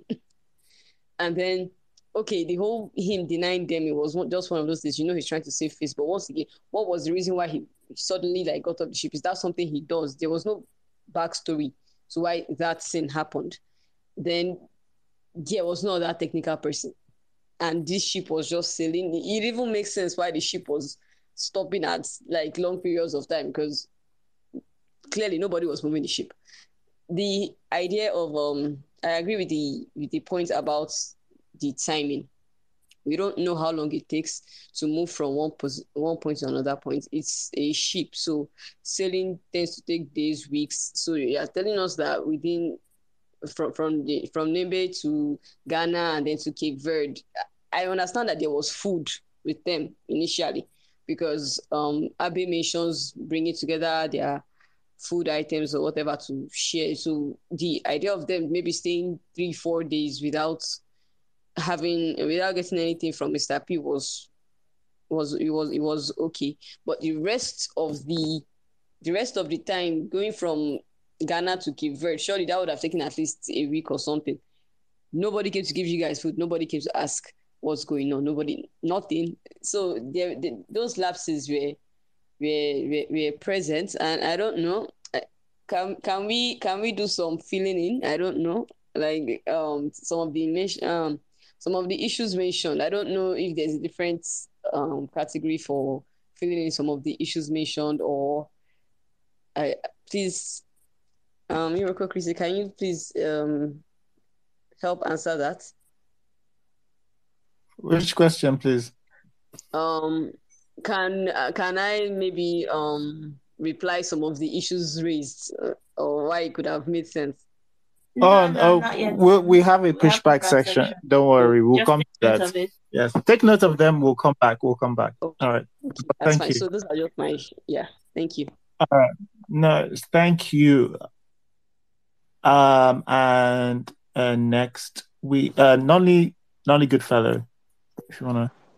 Yeah. So I'll start with the problems I had with the film. Performance-wise, I mean, many people liked the Ukrainian guy, but for me, for some reason, Alex Budin did not work.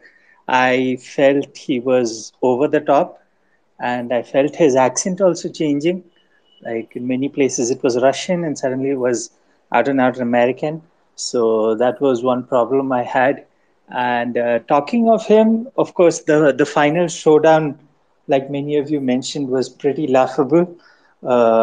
So, like when Abby he releases some gas. What is that gas? Where did it come from? I think that wasn't clearly established.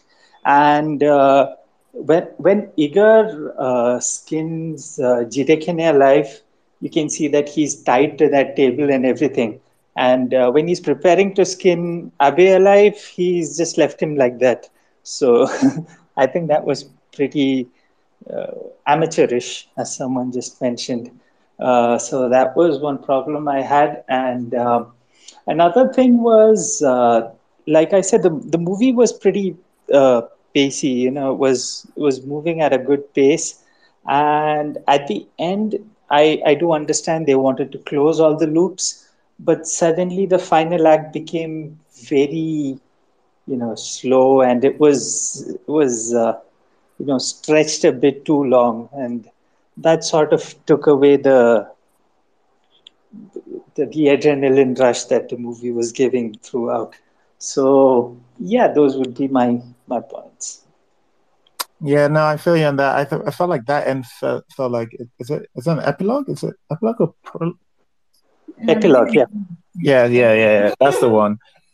Yeah. That's the one. All right. Thanks, not a good fella. Nollywood must change. Oh, sorry. I was gossiping. I was checking out Instagram of some of the actors. So, okay. I think my first dislike for this movie is that Nembe is my ex is from Nembe. It kind of, take me back to some things that I didn't like. I didn't want to remember, but it was kind of funny too, and it made me more interested in the movie. And so this, like I said earlier, I said I like this movie because I kind of enjoyed it. For me, I kind of enjoyed it because it was, the characters were good looking. I mean, the actors were good looking. The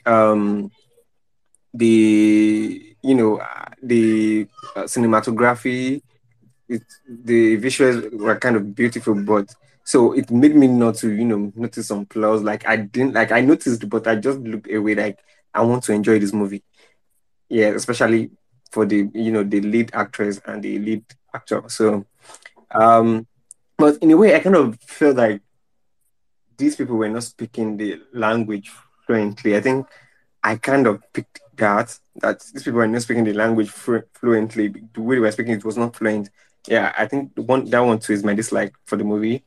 And then, you know, I noticed that the reason this movie kind of dragged for some people was because they were trying to, to make this movie Nigerian in a way. Because when we got to the later half of the movie, my brain was telling me that I've seen this movie somewhere. Like this movie looks like something I've seen before.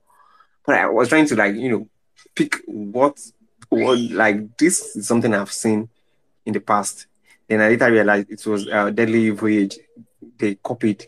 So for that, because when I was in this movie, it's too perfect to be from Play Network. Like this movie is too perfect to be from Play Network, and this movie is too perfect to be from the writer of this movie. So I knew something was off about it. So for that, I'm not going to give them the mark for writing because it was like they copied. Like there were some shots that they copied from that movie, and the story of the pregnant girl thing was in Deadly Voyage. So I think they could have done better, even though they tried to make it Nigerian and to relate it to what we go through in Nigeria. So for writing, I would score them half over like 50% for trying, for that. And then this I didn't know how Pere got was, how they had to dump parents somewhere. I didn't know why, and I don't know how it happened. All of a sudden, I saw him being locked up somewhere. I don't know who did it, so I would not know why they did it. So I just know maybe they had to cut the scene for that, and I didn't know. Um, like I think something got lost when Mr. P had was pretending to have heart attack. So I think he left, but I was wondering why they didn't because I think they've sailed already by then. So I don't know how he got back, how he left the vessel, and so. But this movie, I think I like this movie. I'm sorry, I like this movie. I'm trying not to eat it, so I'm ready to fight you guys. You hate this movie. That's all I have to say. Okay, all right. As long as you convince yourself you're the only one that matters to you. Thank you, Nollywood Must Change. And I think Anka, please tell us some of the things that didn't sit well with you. So some of the things that kind of didn't sit well with me with this movie is at first I didn't like the slavery what's it called? Allegory. But then I was like, it kind of makes sense. They didn't go really too deep on that, and it kind of makes sense. But so I'll just put that one is more of a personal thing than necessarily the movie. things that I think that they could have definitely done better. This is more of like a recommendation. It can't be recommended because they've already done the movie. They've done the movie, right? More of like what I would have loved better.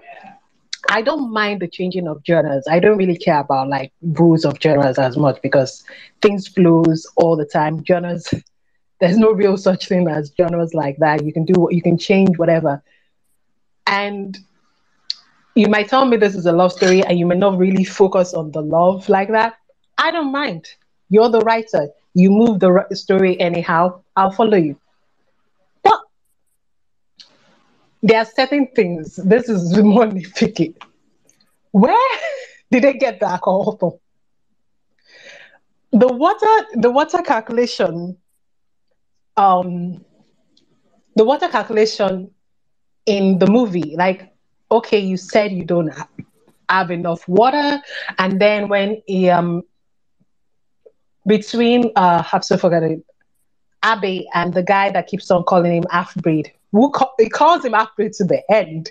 Even you see it at the father at the end, and I'm like, that's some consistency in the storytelling.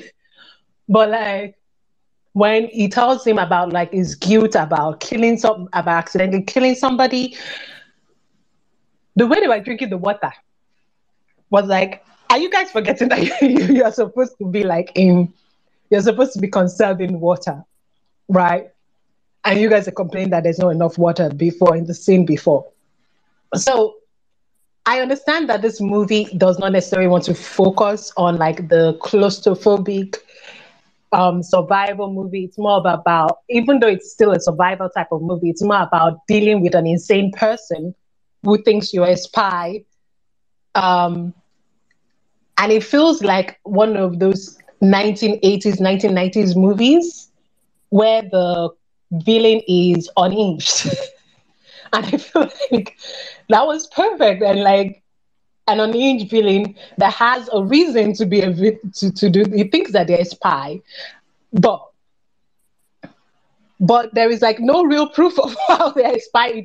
It's just a psychopathic person. So far, he has told himself a story about like, oh, they're a spy, and he continues despite some of the hesitancy of his fellow something. Is still, so I get it. It's more of dealing with an unaged person who has a power who has like power, and from the point of view of the characters, it is dealing with some like maybe like a reaper, like some debt, and you have to overcome it. It is more of like, if people think about it, as I was watching the movie, I was like, oh, this is like a Final Girl movie. This is like a Final Girl movie. It went into that sort of thing, and I get that. But the issue is that scene, which tells me that this movie is not really concerned about like, it's not like 127 hours, where it's about man versus nature and like, how are we going to conserve water? It's not like that. But that scene was like, you guys are forgetting things. You guys needed to hack it out. And that was the director. The director should have stopped there and be like, remember, the scene before, you guys are not just supposed to be gushing on water like this. So continuity is like just continuity of logic. Issues I have, I love John DeMello. Love him. I think, I don't want to say, we get to the Ghanaian coast, okay. We see that they have more powerful people over there. So I don't really necessarily understand why the necessity of that scene is needed. It just seems like a scene to just show John DeMello, right? Or maybe it's a scene to say, because we're going to get an African corrupt person, a corrupt African custom officers on the sea, whatever, later in Cape Verde.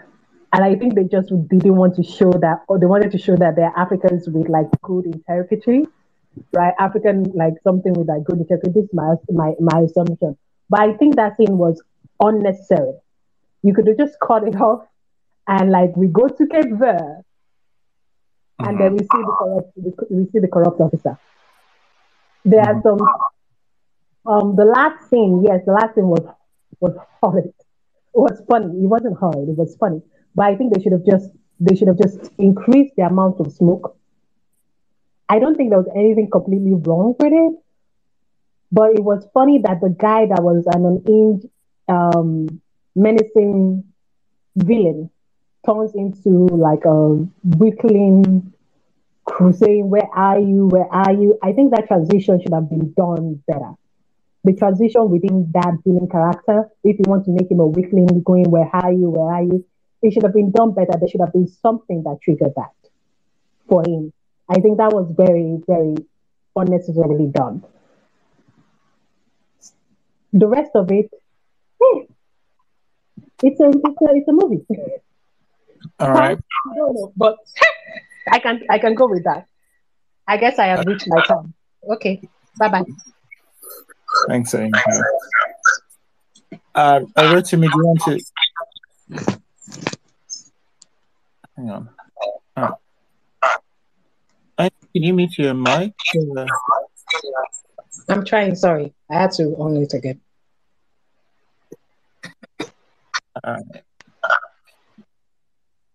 All right. Okay. Thanks. Rotimi, do you want to give us your section? Okay. Okay, so the only things for me, like I said before, this is probably the best play network movie, though it's not a high list. It's not a really high bar to scale, but this is for me just in the beginning, towards the first act and second act, there are some things that I just thought were just a little too, I think I'm nitpicking, but they're a little bit too convenient. So when Bibo Mamuel was looking for Abe's character, he misses Abe just by Abe just bending down. I just like it's possible, but it just felt like a little bit convenient. Abe's sister, knowing exactly where Abe was when the mother came and sent it with her bag, she sends her with her bag. Next scene, you are seeing her, she has given the bag to Abe. Like, okay, how did you find out exactly where this guy was, considering the fact that the army and everybody's looking for you, and this guy's been on the run throughout the whole day? The fact that when the two brothers that were trying to escape, so like, oh, I've lost my phone. Do you guys know Mr. P? Then these other guys say, oh, we know Mr. P. Yeah, okay, why are you trying to do Mr. P? Oh, we want to escape. Okay, all of you just okay. I know Mr. P. I can get in contact with Mr. P for you. Just a little bit too convenient for the plot, just for the plot to happen, just a little too convenient. Then the snake just suddenly, I'm like, it's not like the snake can hang. If they were lying down and the snake is crawling over them, I can understand. But like suddenly the snake is around your neck, and I'm like, okay, what are you that this snake suddenly just landed on your neck? Just felt like convenient. Like, and I don't think that snake was actually venomous or anything. Just hey, but it was convenient. So those things now, the snake now landed into the course for anybody eating a snake, which I'm like, is just both the two mythical tales were just like setups later to know that, oh, you had this snake, oh, you are going to die.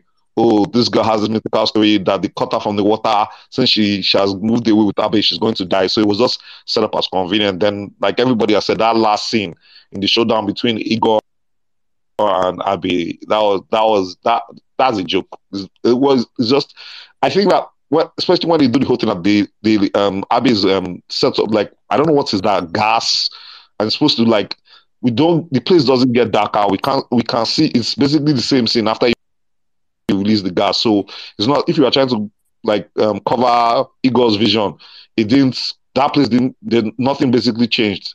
And I just thought maybe like some better camera angles could have been used for that. Maybe some change of camera angles, or just to change the whole perspective. We'll get the perspective from Igor's perspective that okay, I don't know where this guy is and everything. But apart from that, yeah, that's all for me.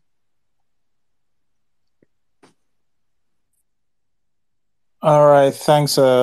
Thanks for it to me. All right. I think Vanessa is about to head out, so I'm moving her a little ahead. Vanessa, do you want to say? Why? Yes, I do. Also, I'm in a Sainsbury's and I'm about to talk about Nollywood, but fun for me, everyone. Um, my bad to just really, what is time?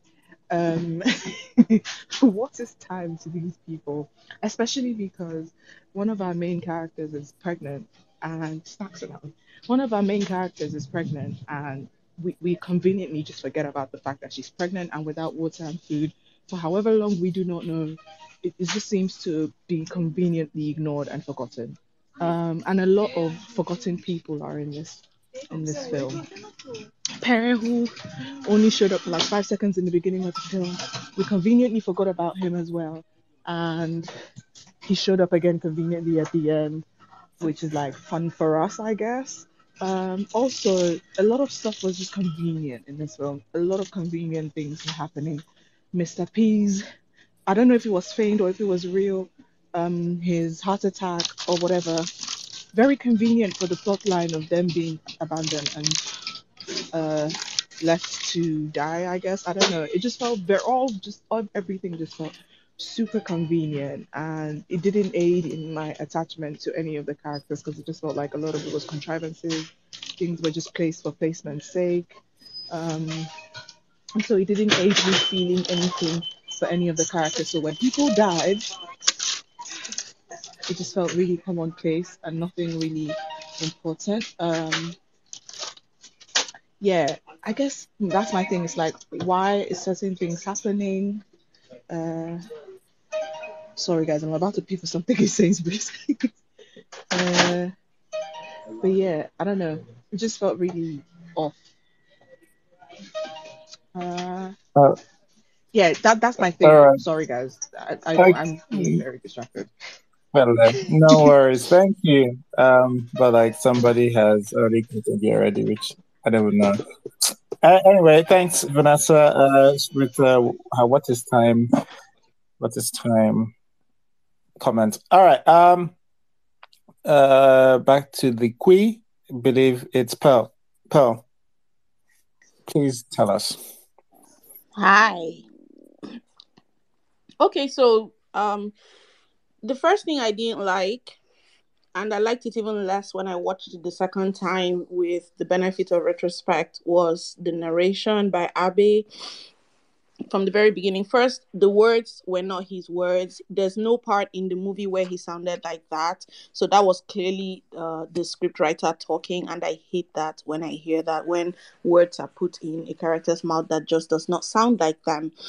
And then also, and I'm talking just the choice of words, but also the politics of the things that he was saying, like when he said he made commentary about the environment, and I was like, oh, when did you start to care about the environment? Because from the very beginning, he was snaring sort of at Boma and Degwe's activism, environmental activism, until at some point Boma had to say, at least I know what I stand for. What do you stand for? You know, and so it's kind of rich of him when, as far as the story, um, as far as the story, this narration comes at the end after all of this is said and done for story chronology. So it's kind of rich to hear him talking about caring about this all of a sudden. There's nothing that happened in his whole entire journey, the journey of his story, that brought him to this place of sudden environmental awareness or appreciation for that kind of activism. And then I know the pregnancy has been mentioned, but that was also like quite annoying how that was used only as a plot device and then quickly discarded. Because if there was ever a time to mention the pregnancy, like when when Igor was going to kill her, you know, how do you forget at that point to say, like, you fight for the life of your child. At that point, you're not fighting for yourself, you know. And then even if, in case I was still confused about if they had forgotten about the pregnancy, when, what's his name, Abe was dramatically saying, you know, the thing you do when you're killing the bad guy eventually, and you're like, this is for this person, this is for that person, and he says, this one's for the love of my life. And I was like, and your baby, remember your baby? So, you know, that was annoying. For me, this movie was a character-driven story, and for a character-driven story, there was just no internal conflict. I didn't see any evidence of internal conflict within the individual characters themselves, and then within the group as a character. And so much could have been done with that. As we've already pointed out, this is a survival story, and a key feature of a survival story is that you try to survive together, and then eventually you have to probably make the difficult decision to choose yourself and work against the interest of the group or whatever. But that conflict within the group just did not happen. I know we've talked about time, so I'm not going to belabor that point, but I feel that when they did not regard time at all, it really just did something very detrimental to this story, because there's no way we can feel what we're supposed to feel if we have no idea of the growing desperation and with direct uh, uh, directly correlating to time, to the passage of time. 2 days is not 2 weeks, it's not 2 months, it's not, so the fact that we have no idea of that just really, really was detrimental to the story. There was no gradual build up in that stowaway quarters from, just to see that value change from being hopeful to then like realization, hopelessness, and all of that. I think that they really lost emotional currency in this movie when they cut out the part where these people were summoned up to come up above deck, or to come up from below deck. They just cutting to where they were all out there. Well, it did something to just the emotional stakes in this movie that did not work for me. I wish they hadn't done that. I wish we had seen that moment play out when they're there cowering, waiting to see who comes down next, expecting it to be one of the people who has left, and then it turns out to be whoever it is that came down there to get them. We have no idea. And then I don't know if this is my final thing, but they completely disregarded the environment that this movie situated itself in, so far as how much they interacted with the ship. This movie would have played out perfectly on a bus or on a train or on an airplane, just literally anywhere that you could stash people. This movie would have played out, because they did nothing with the fact that they were on a ship. We didn't see anything as far as just the physical environment that they were in. Let's not even talk about the bigger environment, which was the sea. They probably don't have the budget. I mean, I saw the VFX was by VFX Los Angeles. I'm not really sure what that means, but they clearly had some budget here, and they could have done more interaction with the physical environments of both the ship and the sea. That has its own set of complications and difficulties that they could have used to create conflict. Instead, they just decided to rely on this lazy storytelling of suddenly switching this Igor into almost a cartoonish villain with no I don't know what led to that. There was nothing that they had shown us in his character prior. He was a savvy businessman and a criminal, sure, an oil thief, all of that. We saw all that. But if they were going to show us something about his cruelty, when his girlfriend said she was leaving, honestly, I was prepared when that boat was taking her away, the speedboat was taking her away back to shore. I was expecting to see them pick her up and throw her into the water, and then him looking on something like, you think you can just leave, or you think you can just, because I understand he's been doing this business for years. He has not been doing this business for years by letting somebody go that can go back and report or something. I don't know. So the fact that he let her go, and these men who work with him, obviously there's trust between them. They also look surprised to see the things that he was doing. Okay, yeah, I hear you. So I guess I'm out of time. But yeah, those were the issues I had. Well, some of the issues I had with this movie. All right, thanks, Pearl. I'm sure we'll hear all of it on your YouTube, where you will, I imagine, drop this review for us. Tomorrow. Hey, You that's are quick turnaround. Thank you. All right. I think we have Otas. Yeah. Hi. All right. So I want to start again by saying I love this movie. But it wasn't perfect by any means. For one, I thought Abe being the survivor was unearned. I found him to be a little cowardly. He had no grits the entire movie. I just don't know how he became James Bond in the end. So that did bother me. Agapi kind of disappears in this movie, both in speech and in I I don't know. It's like they just never mention him again. He never matters again. The Russian, Spanish, American, whatever he is, guy, just being willing to accept that he had no hand in it, just with a phone call, just seemed completely. As a savvy businessman, I don't know that it was reasonable to expect that he would just confess on a phone call. It just seemed very, very, very lazy. Everyone has talked about the death scenes. I won't go into it, but his final, the Russian guy being his death scene was just prolonged and comical, even outside the smoke issues and all the other conveniences. He was literally in a small box. Instead of staying there looking for him, I didn't understand why he didn't just leave and call for backup. That just seemed like the most reasonable thing to do. I don't know why they were acting like they were stuck in that box. It was like someone sealed them in there and they couldn't get out, and I was so confused by it. It was very unearned, I guess, for the spectacle. But we see all the other depths of the quote unquote bad guy, somewhat plausible, usually in battle where it's like survival, fight, or be killed. And this one was just a joke.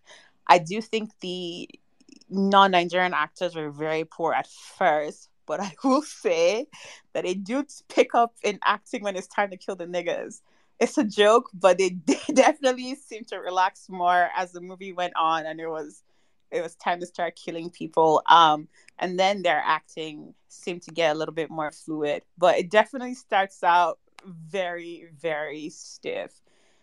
Um, Degwe being a member of the resistance and giving up the whole team at first sign was very weird for me because he's fighting this battle. I think he knows sort of the importance of not just giving up your hideouts because it would have made more sense, I think, if it was one of the brothers, possibly the younger brother, who generally didn't seem to understand the concept of togetherness. But Degbe sort of understood it outside of the half-breed nonsense, which he did tend to put aside when it came to Survive. But I think I got his motivation got a little lost for me as far as like his character development. Why was the captain tied?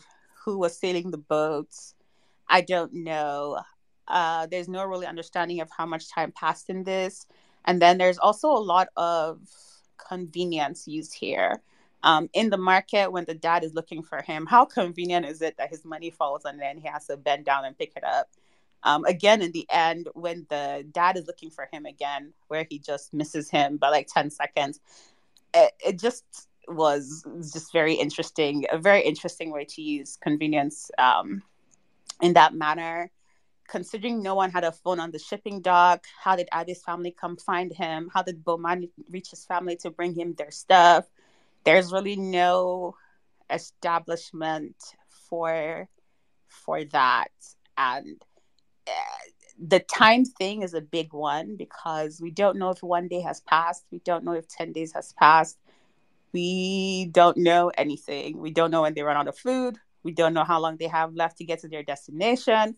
We don't know how long since they left Lagos. Everyone is just kind of on the boat, just vibing. And yeah, I don't know.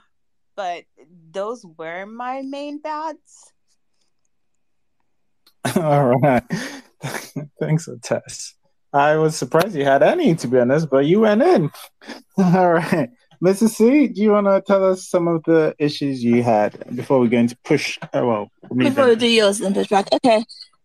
So, my issues with this film, I'm going to say my mom's main bad, which is the Ijo. But I don't really get to criticize it because my age was not good either. But I do remember screaming corrections at the very first word that was said in the film. The narration opened with a poor pronunciation. Even I caught that. But sure. My second bad, this is a specialist curse thing. Abe as a name. Abe is like, hey, you boy. And it threw me off every time they called him Abe. And I realized that was actually his name and they're not just looking for him and trying to call him. Also, Jide Kenneth's acting, I really did not like. Because again, and I know I mentioned like the woman with the Akwa Ibom accent and, melting pot and all that. But Jide Kenneth was supposed to be like a son of the soil. We're fighting for our land. And every time he spoke English, he had a strong Igbo accent. Every time he tried to do the Port Harcourt pidgin, it felt forced. And every time he spoke Ijaw, it was butchered. So every word that came out of his mouth threw me completely throughout the whole film. So that was not pleasant for me. So again, they've talked about time. Time as a concept doesn't exist here, which was very concerning for me throughout. Because again, this is something that is time sensitive, right? They're locked, they have no food, they have no water. It's time sensitive. And the fact that we don't mention time at all, or we have no concept of it, was really off-putting. This film... My favorite part of this film was when they were in the town, in the village, in, Nimbi. Once they leave, it becomes, I think I told Mr. C when we were watching it, we've entered the second film. Not the second act, second film.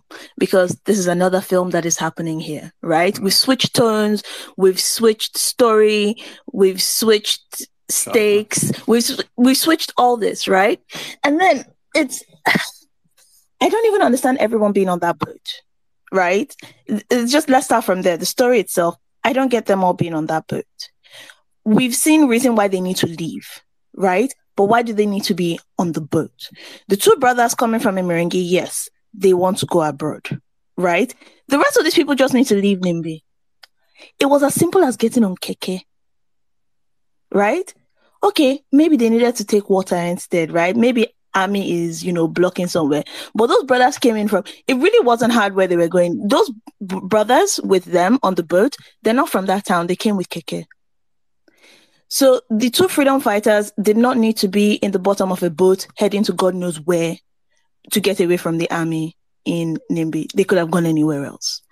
Abe and his sister also did not need to, and his girlfriend, did not need to be on that boat heading to God knows where.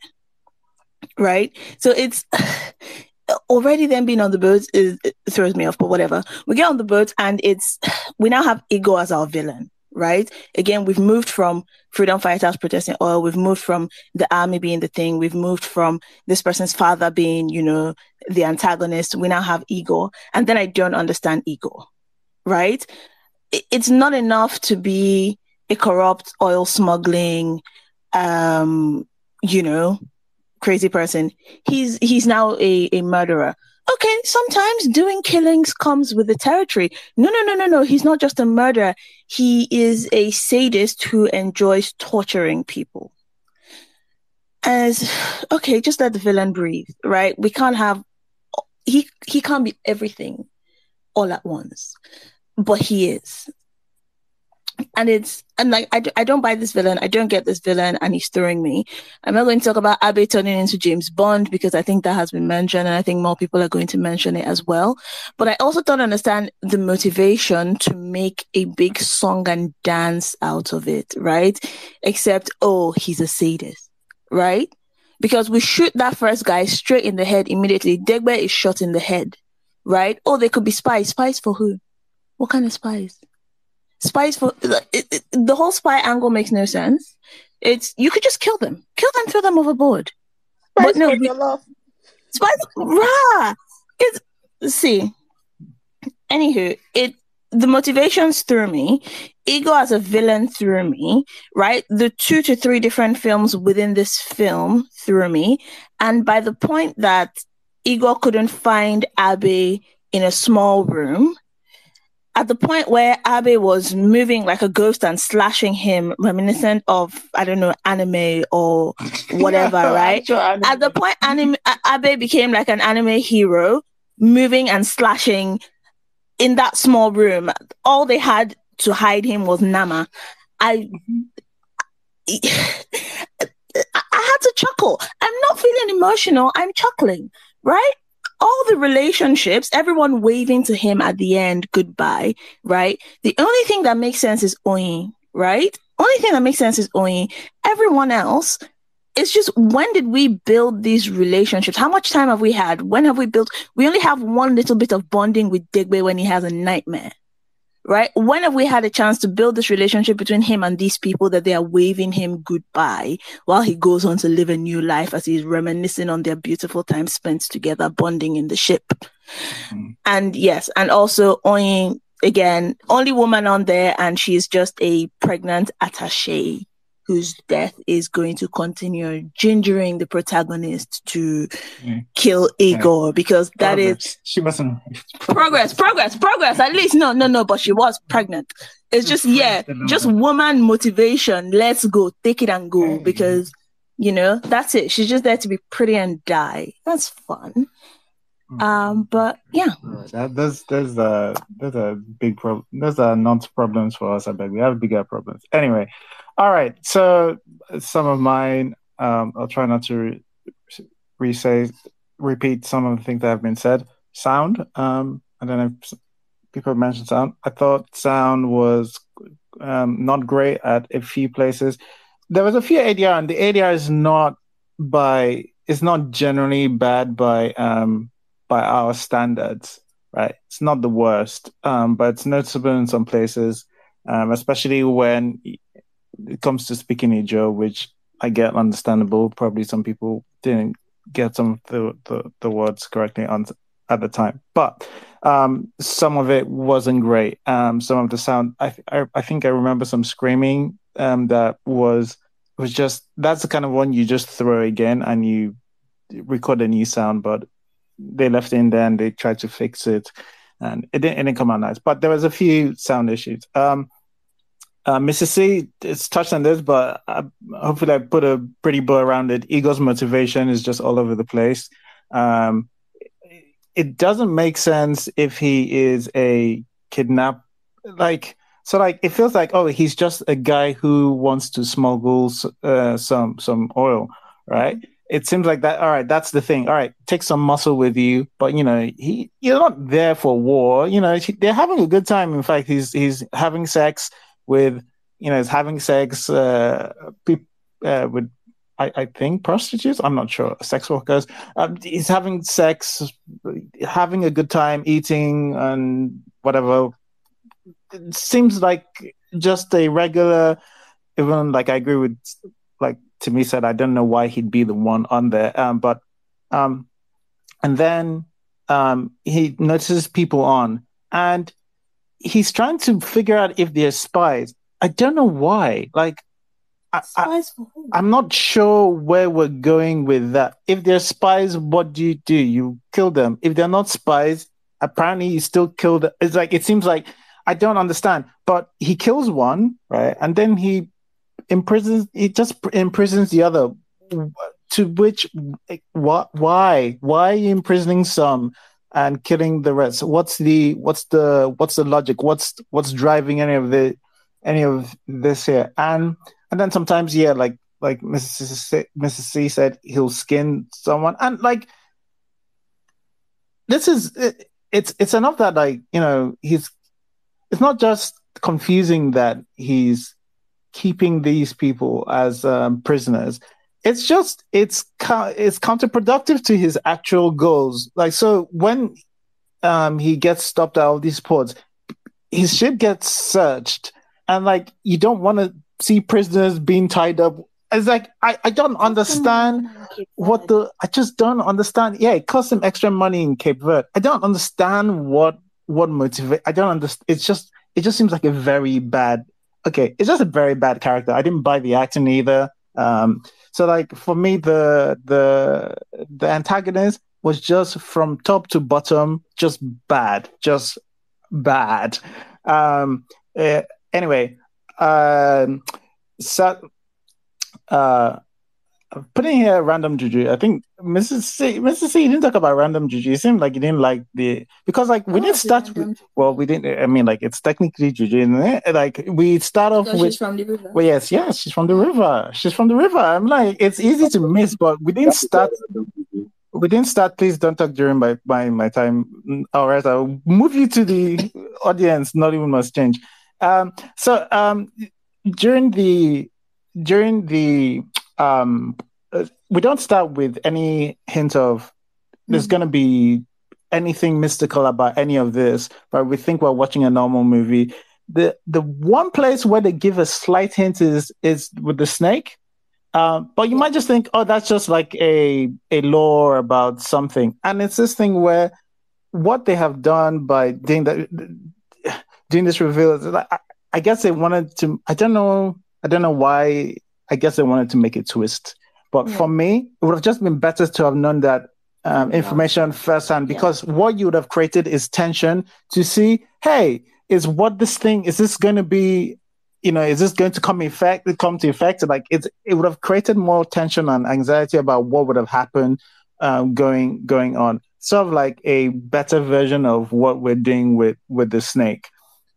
But like, something that I'm not sure has been discussed. The message of this is so simplistic, is useless for me anyway. It's just like, let's not fight each other, let's just hug. And like, so for somebody who is, I'm not all that familiar with the militant, some of the militant sort of destruction of oil pipes and all of that in the South. I'm not too familiar, but I'm familiar enough with it that it just rang out as a very hollow addressing of the situation. Because number one, these people it's like the people in the militants in these are like young people who, we don't mean to cause any harm. There's nothing in it for us. We're just doing this out of the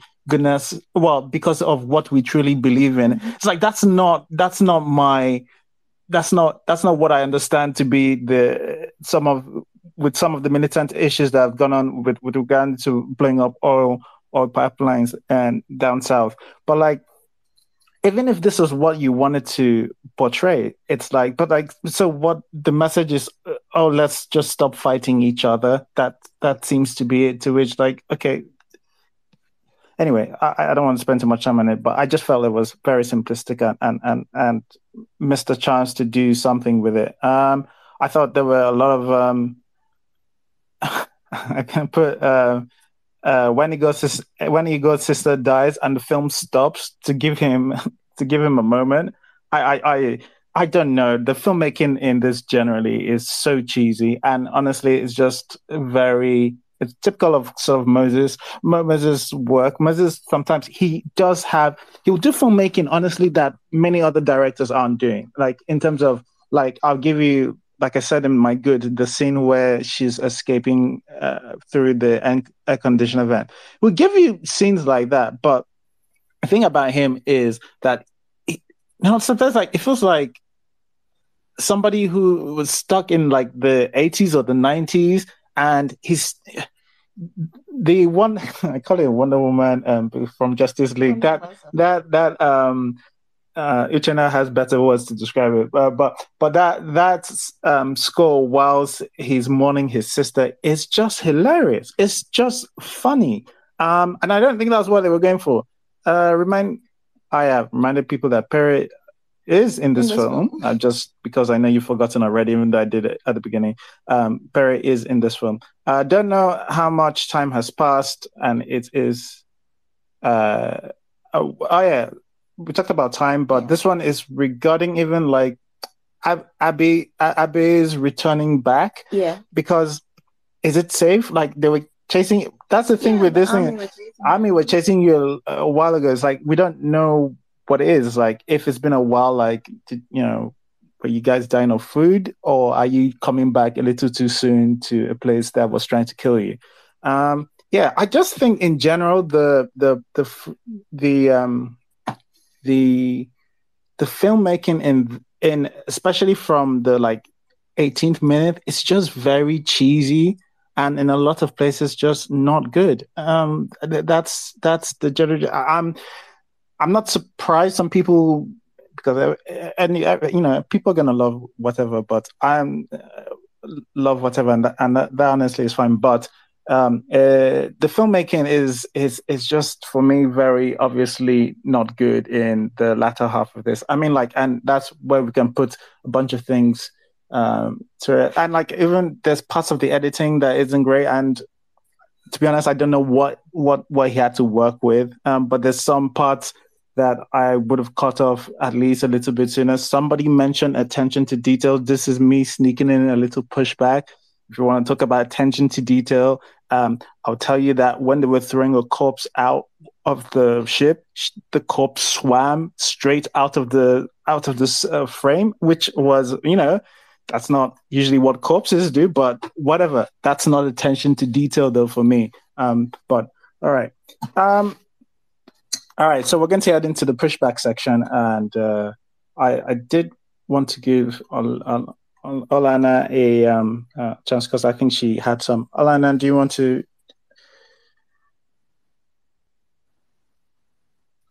Olana, Yes. Yeah. Yeah, go on. If you had issues with the way some things, something someone else said, this is your chance, and then we'll go hands up for everyone else. Alana, are you there? You're on mute. If you wanted to say something. Okay, yeah. Yeah, now. Can you guys hear me? Yes, and a little less clear. Are you using headphones now? Hello? Wait, is it just me? Am I? Okay, there we go. Okay. Yeah. Pushback as regards the whole why were they drinking water? That's Abe and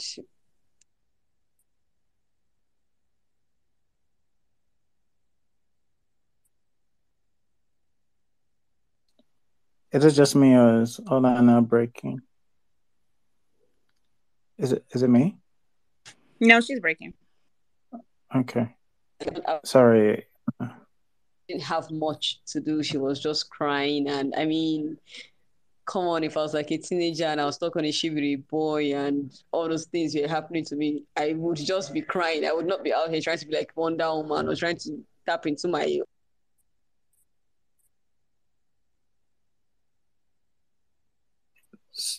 Sorry. All right. Okay. Let's let's try again. Olana, I don't know that your thing is working. Try coming off and going back on again. I think he's back on. It's back okay. on. Sorry, I'm having technical issues thanks to brother Elozona. Anyways, so I was talking about Oyin's role as a scared, crying baby in the entire thing.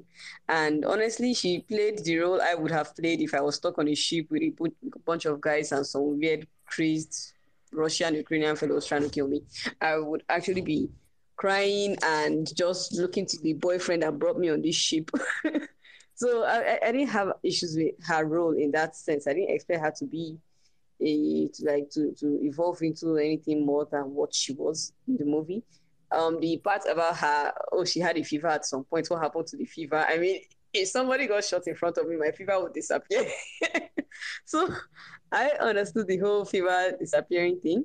The brothers, Tekena and Olotu, where the Tekena gets his whole resentment from Olotu. Honestly, from the beginning of the movie, when their mother was talking to them, you could just feel like there was the whole idea that Tekena was a little reluctant, was not as close to the mother. So the whole resentment part of Tekena's situation, I could see how we got to that part, because even from the beginning, from when the mother called him, I was like, won't you come and tell me goodbye? You could just feel like he felt maybe not part of the family per se, or just not as loved, let's say, as his more perfect brother. So the part about him saying, "Oh, you would do something, and then I would be paying for it," maybe the scripting in that scene could have been better, in the sense that maybe instead of saying those words, it could have been more of a you are the perfect son, and the guy that's I'm the one that's always looked at as the bad kid. I understood the sentiment he had in that scene. However, maybe the words used were wrong. And then the part about Debe, why was Debe, the freedom fighter, so quick to rat out his crew? To be honest, from the beginning, Debe did not seem much into freedom fighting. He's like those people that follow their friends to science class initially, and then they throw them into art class. So probably his freedom fighting was because Boma, his friend, was a freedom fighter, and he was just a tag-along guy. The scene where he had to throw the whole the Russian, the whole bomb thing, the fire and all that. That's first scene. When he threw it, he was in shock at first. It was Boma that had to come and pull him. So you could just tell he never really had the heart. Also, he was in a state of hunger, and he was just happy that these people were welcoming him and all that. So Debe being the guy to rat them out it was expected in that sense, because his character had always seemed like not too solid a character, will I see. And let me see what else. The why did Oyin go off with her boyfriend?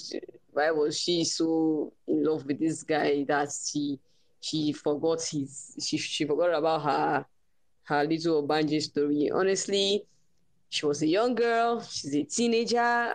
She didn't care. It happens to a lot of young teenagers. They do stuff recklessly. They don't really care when they think they found the love of their life. So I didn't think that her character in that sense was doing too much, because, of course, people do stupid stuff when they're in love. There's that.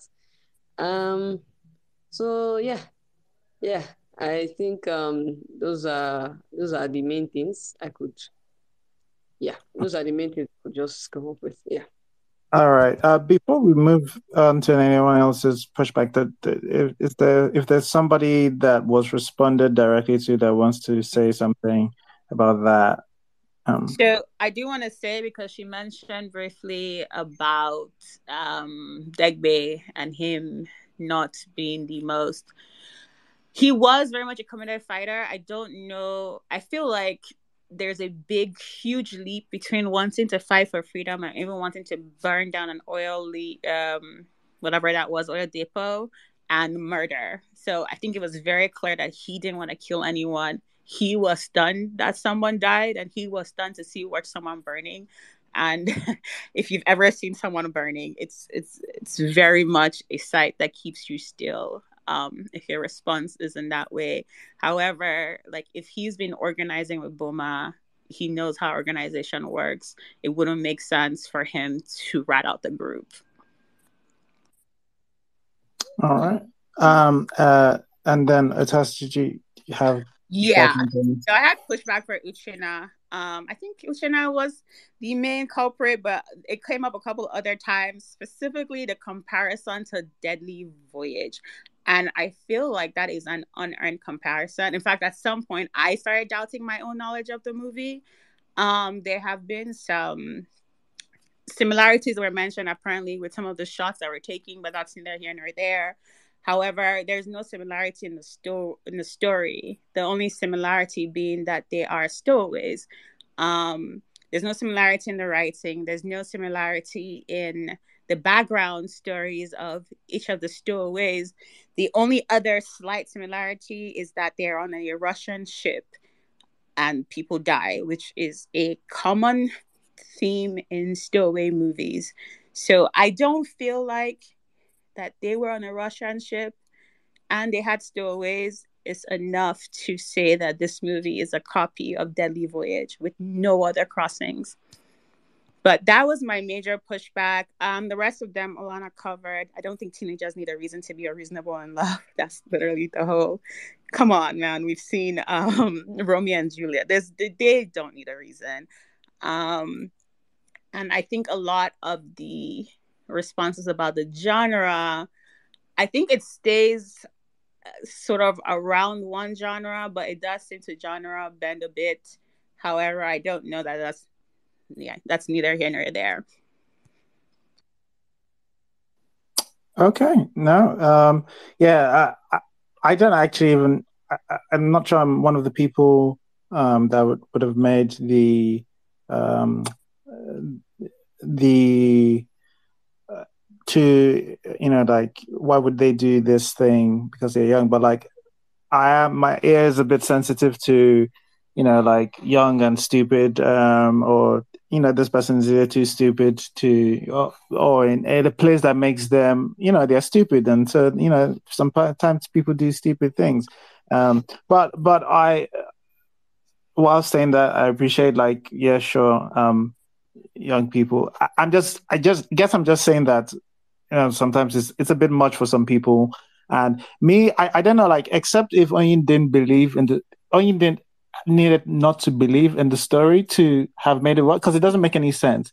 If she's going to be, if it's going to be serious consequences for her being with a man, what's the point? I mean, like, it's more like a half belief, though. It's like Christians who have premarital sex. It's like, sure, in the back of your head that there's some retribution, but in the moment of falling in love and finding passion and sort of feeling like it's us against the world, I feel like that one, there's a chance to. I think everyone just kind of they just have in the back of their head that they're going to repent before they die, right? Yeah, I think that's different. Yeah, it's different from an immediate consequence. It's not, if you have premarital sex, you're going to be struck dead in like a week. Yeah. Also, like, her thing was, yeah. That's the thing. I think people aren't hoping and thinking, oh, damn, the consequences is going to be fine. Yeah. They're thinking, I'm going to be okay because I'm going to repent at some point. I'm going to beg for forgiveness. It's going to be chill. Yeah.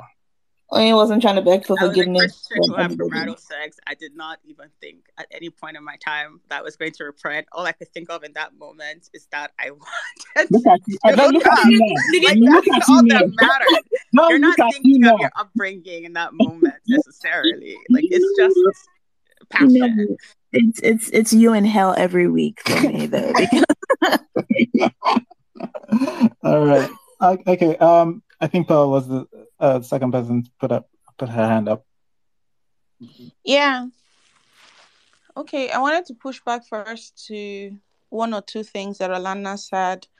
The first one was that Oyin couldn't have done more where she was there, and it was couched almost like, yeah, she couldn't be doing any super hero type things, so it was fine for her to cover and cry throughout the movie.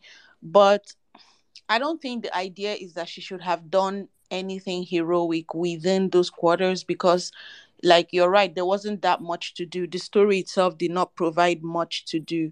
But the main point here is not what she did or did not do within the confines of where the story put her. Is the fact that the story itself did not regard her enough to treat her as a person in order to give her a storyline where she could have had something to do. So you could be right in saying that she couldn't have done something within the story that she was put in. But why was she put in that story in the first place? Why was her character created to serve this man first and then eventually all of these men? She was just there as, I mean, I guess you could say, maybe if you want to go all like meta, whatever, you could say stories are important and she was some kind of custodian of stories or stuff like that, because she was sharing all this wisdom that apparently these guys did not know, even if most of them were from the same community. But beyond telling tales, she just existed in this world to cry. She didn't do much. And again, we're not talking about her not doing like superhero things. We're talking about the fact that the character was not treated as a character. It was created primarily to be adjacent to serve Abby's character. So that's the problem with her character. And as a result of that, her story. And then also Olana again saying that you understand what Tekena felt in that moment. I don't know. We all have like family feuds, right? We all have like moments of like sibling rivalry. We all have times when we felt like our parents maybe treated one sibling better than the other, or we were like treated as the black sheep. Because there was a time that in my family I was the black sheep. Ha at the waka, like they'll find me in my neighbor's house, I'll come back, they'll beat me. Like I was that child, and of course, at some point you start to feel a type of way like nobody in my family loves me or anything. We have a family member that has expressed that kind of sentiment from time to time, also because of the things that they do. Anyway, I guess all I'm saying is these are normal things that happen in families, especially like Nigerian families. There's a huge leap from that to saying you suddenly understand fighting your brother to the death. Your brother, you're suddenly ready to wield. We're not saying like just go sleep poison in his drink when he's sleeping, and if you do that you will survive, something like that. We're talking about you like literally you're ready to slash and stab and all the things in cold blood in real time, your brother. I don't think you really thought about like what it means to actually kill a person and your brother, because you just felt like he has always been the good one, and no, it didn't work. It didn't work. And then what was this other one now? Okay, yes, there was someone I can't remember who had said that Oyin just being on this ship, she didn't have to be on the ship and she just went because of Abe. As much as I agree that her story was not independently important, as far as specifically her getting on the ship, I think it had transcended the love story into protection for her baby. Again, I blame the story for forgetting about the pregnancy, because at some point I stopped seeing her as Abby's girlfriend. She was now a woman who has a life to protect beyond herself. So I fully understood her trying to get herself out of a dangerous situation because she was carrying precious cargo, So it wasn't just herself anymore. She had, and her father was going to abort that baby, So I got with that and I didn't have a problem with that. Then I didn't like the Igbo landing story. It didn't fit in this world. It had nothing, and I don't think that I don't think that telling a story because it tracks somewhere in a story that you're going to tell in the future and something about a universe. What universe? Avengers? Which one? Like, no, please. This story was out of place here. And then finally, somebody said that this movie was slow burn. It was slow, that's sure. But burn, it did not burn. It didn't burn, and all the opportunities for the burn just were not utilized at all. They just did not use. There was so much setup, and this is a consistent problem I have with our movies, where we do so much setup and then we forget to come and take our paycheck. Like, how do you set up so much? Like, you give yourself so many opportunities for emotional impact, and then when you're supposed to use them, you don't. It's always so interesting to me, because for me, the setting up is the difficult part, But when you've done that hard labor of setting up, please take your payoff, But we don't do it. So anyway, yeah, that's my pushback.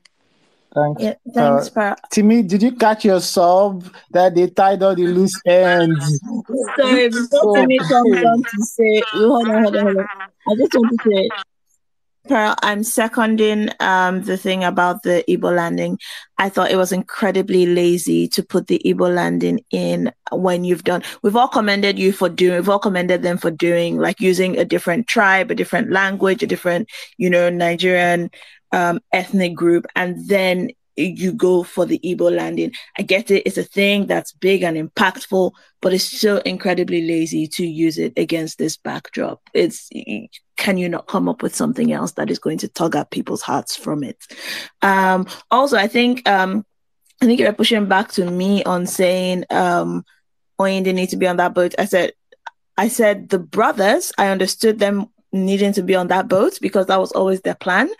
But the remaining 4 people, right, the 2 freedom, Boma, Degbe, Oyin, and Abe, did not need to be on that boat, in my opinion. They needed to leave, yes, but there's a difference between fleeing your village that again can be fled on keke and going on a voyage as a stowaway to be an illegal immigrant, God knows where. There's a huge difference, and it's not a decision you make on a whim. Yeah, she agrees. She gave the 100. All right. I think it is. I think it was Uchenna, but we did. Timmy, I'm just going to give Timmy. Timmy, what did you? Because they addressed you. I don't know whether you wanted to. So first of all, I want to push back not push back, but like give context to what I've forgotten his name, but the Indian dude, what he said about the gas coming from Abbey. Yeah, in that scene we see a shot where Abbey picks up a fire extinguisher, so that is where the gas came from. Second, there was somebody who made mention about Oyin not Right, sorry, I'm just going to interrupt. I don't think that's the gas he was talking about. Abe literally opened a valve on the floor that was letting out some gas, which was when Maiji Igor couldn't see him again. And the gas was somehow only affecting Igor and not affecting Abe at all. Oh, okay. Sorry, I must have mixed that up. It was the gas was stupid. They didn't know what it was doing. It could have done anything to be honest. So about Oyin being on the ship and in the story, I feel like even if Oyin wasn't going to do like acrobatics and Wonder Woman stuff, at the beginning they literally said that this was going to be a love story. So they literally missed an opportunity. I think it was Pearl that was making mention of internal conflict. That was exactly what they could have used her for, internal conflicts between what's their name? Abe and Oyin. And if I don't know how, I do not want to like tell the writer how to do their job, but if they could have gone from conflicts between their relationship and somehow they find a way to like make it affect everybody on the ship, that would have made more sense, and that would have given her a whole lot more relevance to the story rather than just being there on the sidelines crying. Another thing is about the Tekena thing. If you feel like you are not a part of the family, or if you feel like people are paying more attention to someone else in the family, I really do not see why you would think it makes sense to now follow that person you are beefing against to go on a journey you know nothing about. So you're basically trusting your life with this person that you do not like.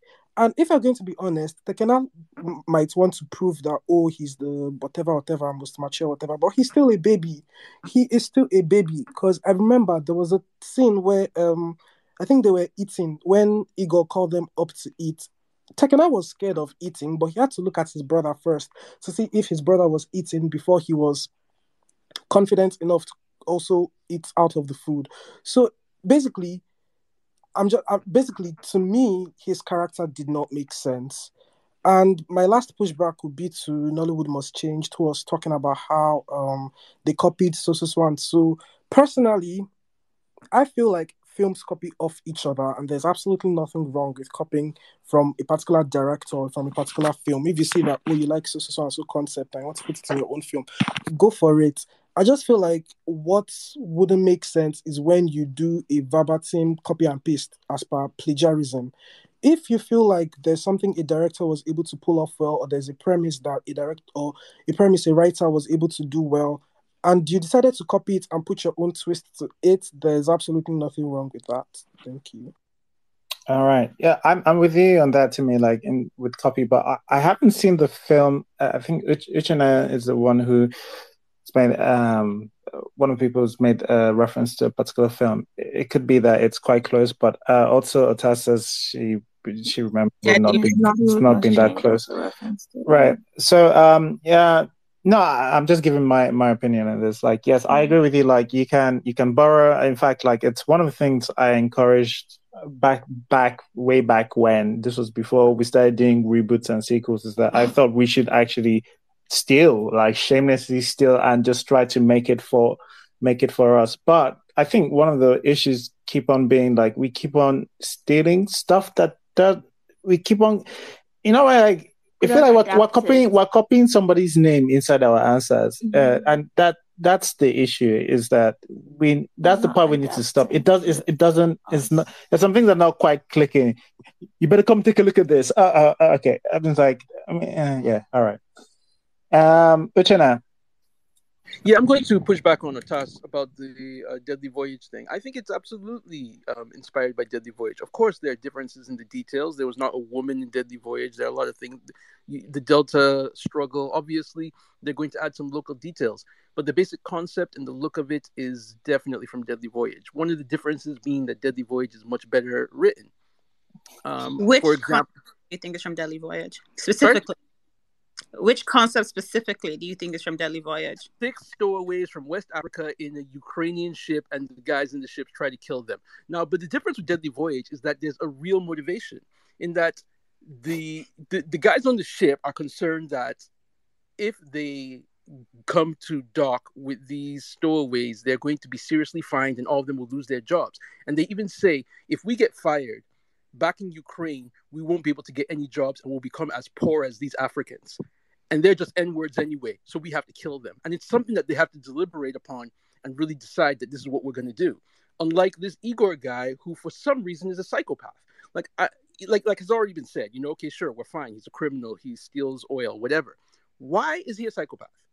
I mean, not even just randomly shooting people, but he has a whole Hannibal Lecter room full of surgical forceps and syringes and stuff like that. Is he a serial killer? Is this something he does often? Why does he even have those things? Why does he have that room? And then he says, oh, well, his dad taught him how to skin animals. You don't skin animals with surgical scissors. You don't skin animals with syringes full of whatever it is. So I was like, why is this guy a psychopath? Because he is. That's what we want the story to do. So that's what we're just going to do, And I agree with Pearl that they had the opportunity to set up Igor's psychopathy. Like, I too expected that he was going to kill that girl when she got back on the boats, but I don't know. It just came out of nowhere with him. I think I'm going to agree with Mr. C. No, it wasn't Mr. C. Somebody said somewhere, maybe it was Mr. C, but somebody said something about a lot of these Nollywood filmmakers seeming like their models are from the 1990s. Oh, well, Moses specifically, and I've said that this is the case with a lot of Nigerian filmmakers, and this is where I agree with Mr. C. I'm not against people copying.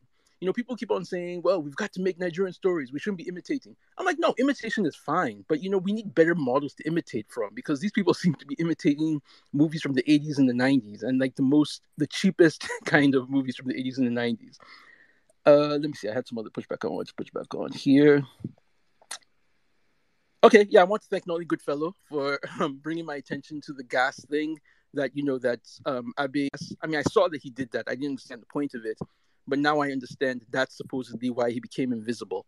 It wasn't well presented, obviously, because the room was still fully lit and very easy to maneuver around. I don't know why this guy suddenly became invisible.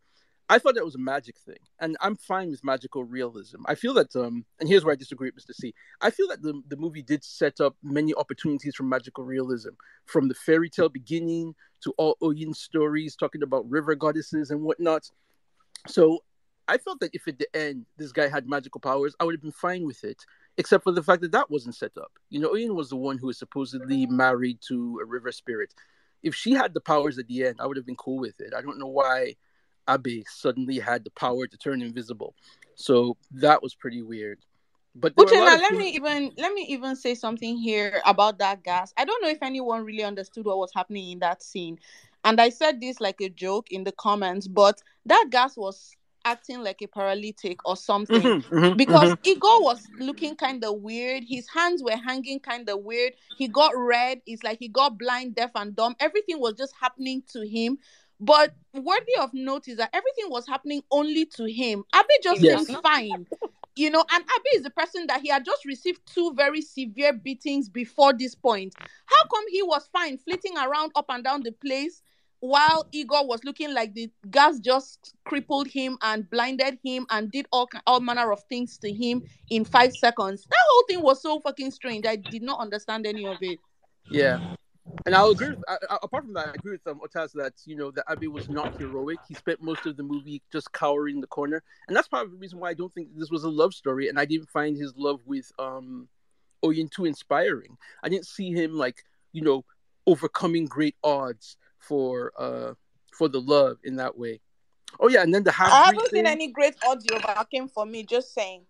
Yeah, I mean the half breed thing. That's another thing that I said. Okay, if this guy has superpowers at the end, I thought that they were going to tell me that they call him a half breed because he's half spirit or something. Again, I would have been fine with that. But they kept on going on and on and on about this half breed thing as if it was something that was going to be significant or important for some reason, and it really wasn't. But and okay, one last thing. That whole thing with Perry, I think I saw somewhere that he's a producer on the movie or something. So maybe they just threw him in because his whole scene, apart from not making sense narratively, just the whole thing felt thrown together. Where Abe comes with the axe and goes, and he opens up the door. Like that is a self-locking electronic door, and as we've seen earlier, those doors seem to be alarmed. I don't know what the hell he was hacking at. How he managed to open up the door, and we're supposed to believe that maybe him getting the captain is going to be a turning point. That the captain is going to bring some sort of massive change that turns the tables. But we don't see him again for any real reason, except for throwing the bodies into the ocean. Oh yeah, that's one other thing. That's another thing I'm going to push back on. I don't know who said this. I think a few people have said it. That the ties to the culture of these people being thrown into the water, I don't agree with that, because at least the way the Igbo landing story was told, and also what I know about riverine cultures, it's not uncommon to bury people at sea. But your body being thrown ignominiously into the water after you've been shot in the head is not a thing of dignity. It's a thing of shame. It's a disgraceful death for you to be shot in the head and then thrown into the water without a respectable funeral. So I don't think those people were. I don't think that represented the culture of returning to the sea. The Igbo landing people, they walked into the sea of their own volition because they saw the sea as their mother. They were alive and they went into the arms of their mother. They weren't shot and then thrown over into the water like dirty carcasses. So that part didn't work for me either. I'll stop So there. I will say, Uchina, that it seems like the fixation on the 6 stowaways is where the comparison to Deadly Voyage is coming from. Because stowaway stories typically have any number of people stowed away, whatever that number is. You don't think the Deadly Ukrainian Voyage, Russian thing is a coincidence? no, because Deadly Voyage is based on a real story, right? Where I think it was 8 or 9 stories were on a Russian ship, and that seems to be more what these movies are paying homage to, as opposed to paying homage to Deadly Voyage. And I don't know whether it's a 6 stowaways there and the similarities that's making people draw that similarity, but on a stowaway ship, I don't know any stowaway ship movies where the captain will not kill the stowaways. The way this movie chooses to do that is a different story. However, it just feels a little bit like a reach to say that Deadly Voyage is what inspires this movie. It could be any number of stowaway movies. I'll say this. Maybe it's a bit of an over-exaggeration for me to say it's a complete ripoff, but I'd be willing to bet almost anything that they had that movie in mind when doing this. Even just when I saw the poster, that's the first thing I thought. Like, the look of the movie seems to be modeled on Deadly Voyage.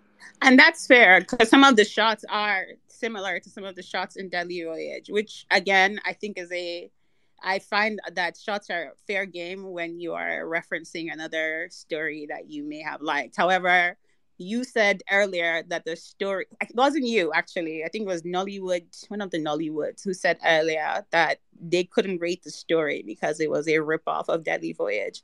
And there's no similarities between the stories being told other than there being 6 stories. No, I would never say that. There's nothing wrong with being inspired by another thing. I'm not holding against it the fact that I feel that it's inspired by Deadly Voyage. That's not a problem. My problem with it is that it's just as Mr. C said. I can give Mr. C credit, Pearl. Just as Mr. C said, we're copying people's answers and copying their name. Now, the story of Deadly Voyage is set in 1992. And this movie also feels like it's set in 1992. Like I said, nobody seemed to have a phone, which would have completely changed the story if they had phones. And it just seemed as if they were just taking Deadly Void so literally that they didn't even really bother to think about how to set it in a contemporary environment. Sorry, but if they're telling the story of the oil crisis, I just don't see how they would be telling it in a contemporary environment. That just seems, again, this is why I say there's a lot of pushback that just seems nitpicky. They're telling, if the story starts out from when the oil crisis is happening, which is around that time period, it does make sense to me that they're intersecting sort of with that ship from a real life story that happens in 92. So are you saying that you think this story took place in 1992? I think the story takes place in the 90s. I just don't know what time period. Again, this story plays fast on the That's another problem. This time is so abstract. We have no idea. The movie plays very fast on this with time. Like very, very fast on this. There's a mobile phone. So it can't be 90. But they're very few and far between, though. There are mobile phones. There are keke, na pep. There's all kinds of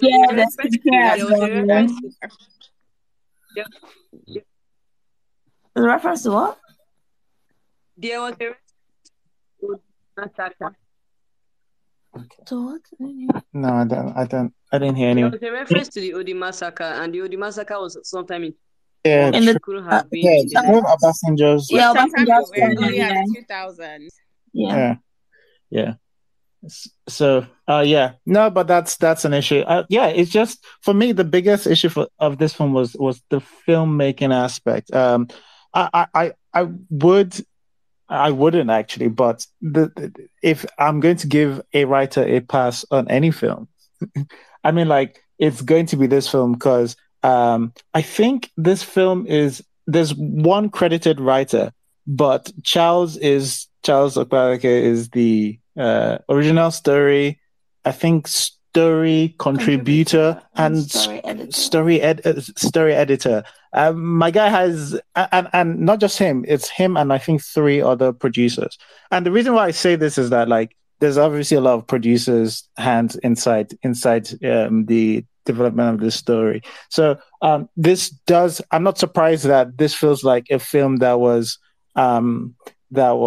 forwarded by that was like, seems like it's running on the engine of producers because there are a lot of let's put it all in this ship, and let's do this and have. It's crazy. Like this film has in the beginning, this film has set someone on fire, right? And it's worse than Rattlesnake set someone on fire in their film. It's still done by Play Studios. But I guess they decided to do it with CGI, and it just looks terrible. I don't know why we would regress in that aspect of the filmmaking. There's just so much of the filmmaking in this that is so, and because it's trying as well, right? It's trying to do something, but like it's failing so hard at so many points. It's just difficult to see past a bunch of things. All right, Ayinka. Yes, I have a few pushbacks. Look, this movie, at the point where that what's it called, the anaconda or whatever came around it, I was just like, okay, there's going to be a lot of convenience in this movie, but I will go with it. You know me, I follow the right out wherever you want to follow me, take me to. So why are they on the ship, right? I get what Mrs. C is saying, and she does have a point. But like, we needed them all to be on that ship. And a good reason why within the story is that the opportunity was just there. There were people that were going to go on the ship. You had to leave anyway.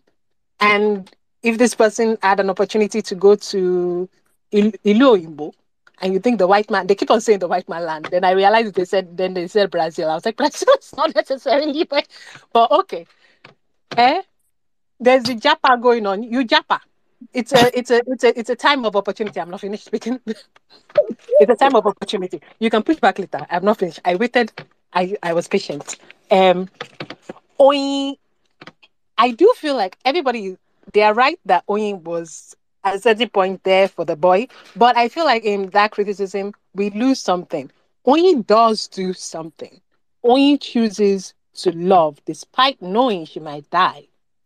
Oyin chooses to be brave. Oyin makes a very big decision.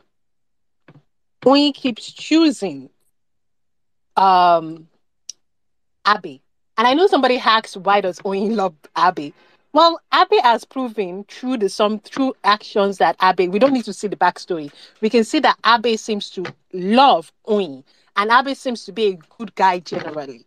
There's a reason that is good enough, logical enough to say that's the reason why Oyin probably falls in love with Abby. Abby is a good guy, and Abby sacrifices for Oyin.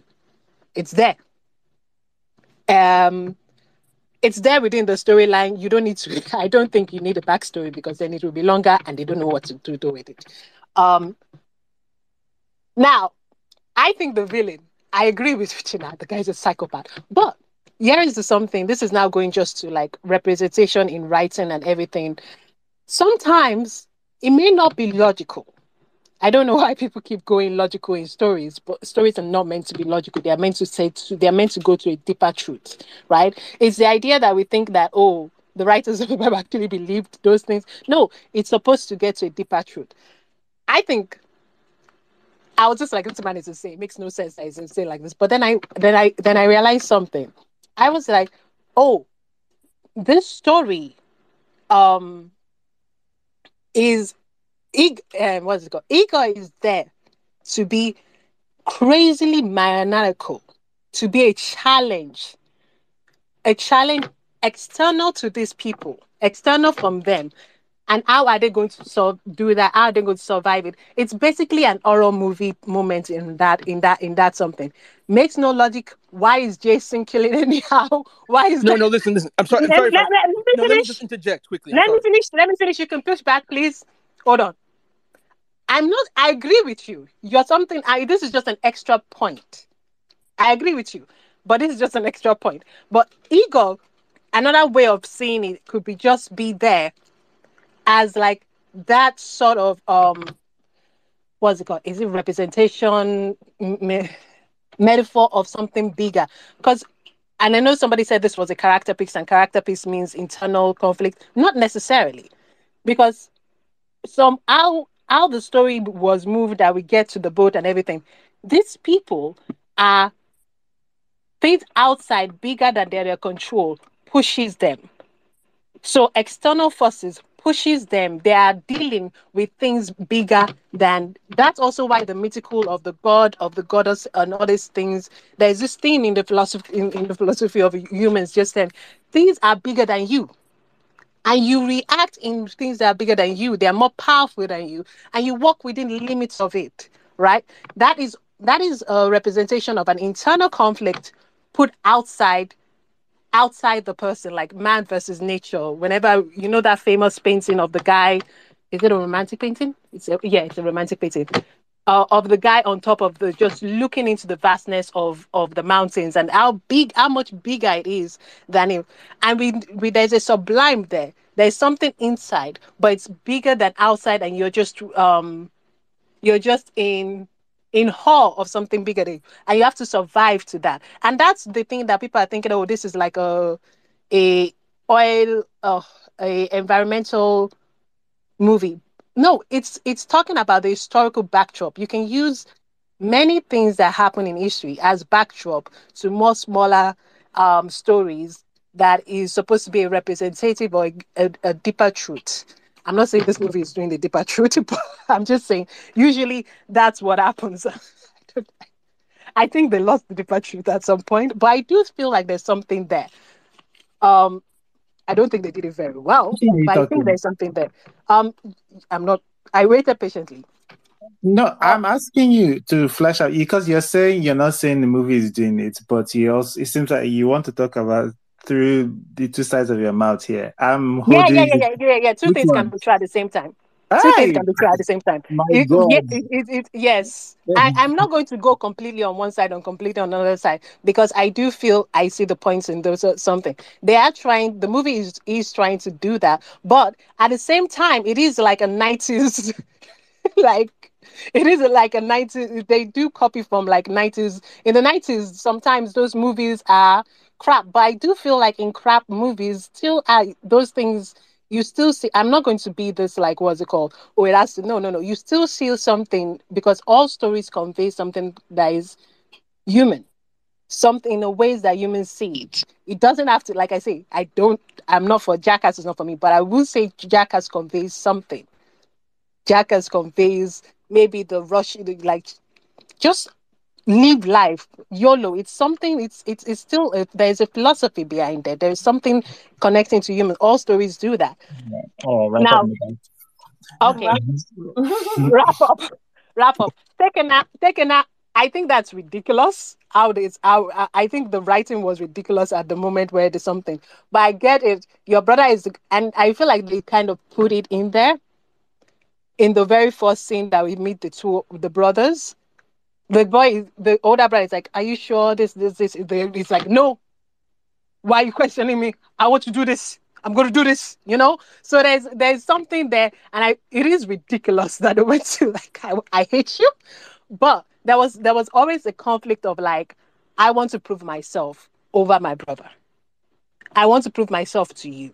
And again, they're in a life and death situation. In life and death situation, people don't think very well. We are over here. We're not in life and death situation. If we have been, yeah, people are crazy. And I know, because I've read a lot of, like, historical things about people being from very different situations, being in life and death situations. Yeah. So, question: how did Mr.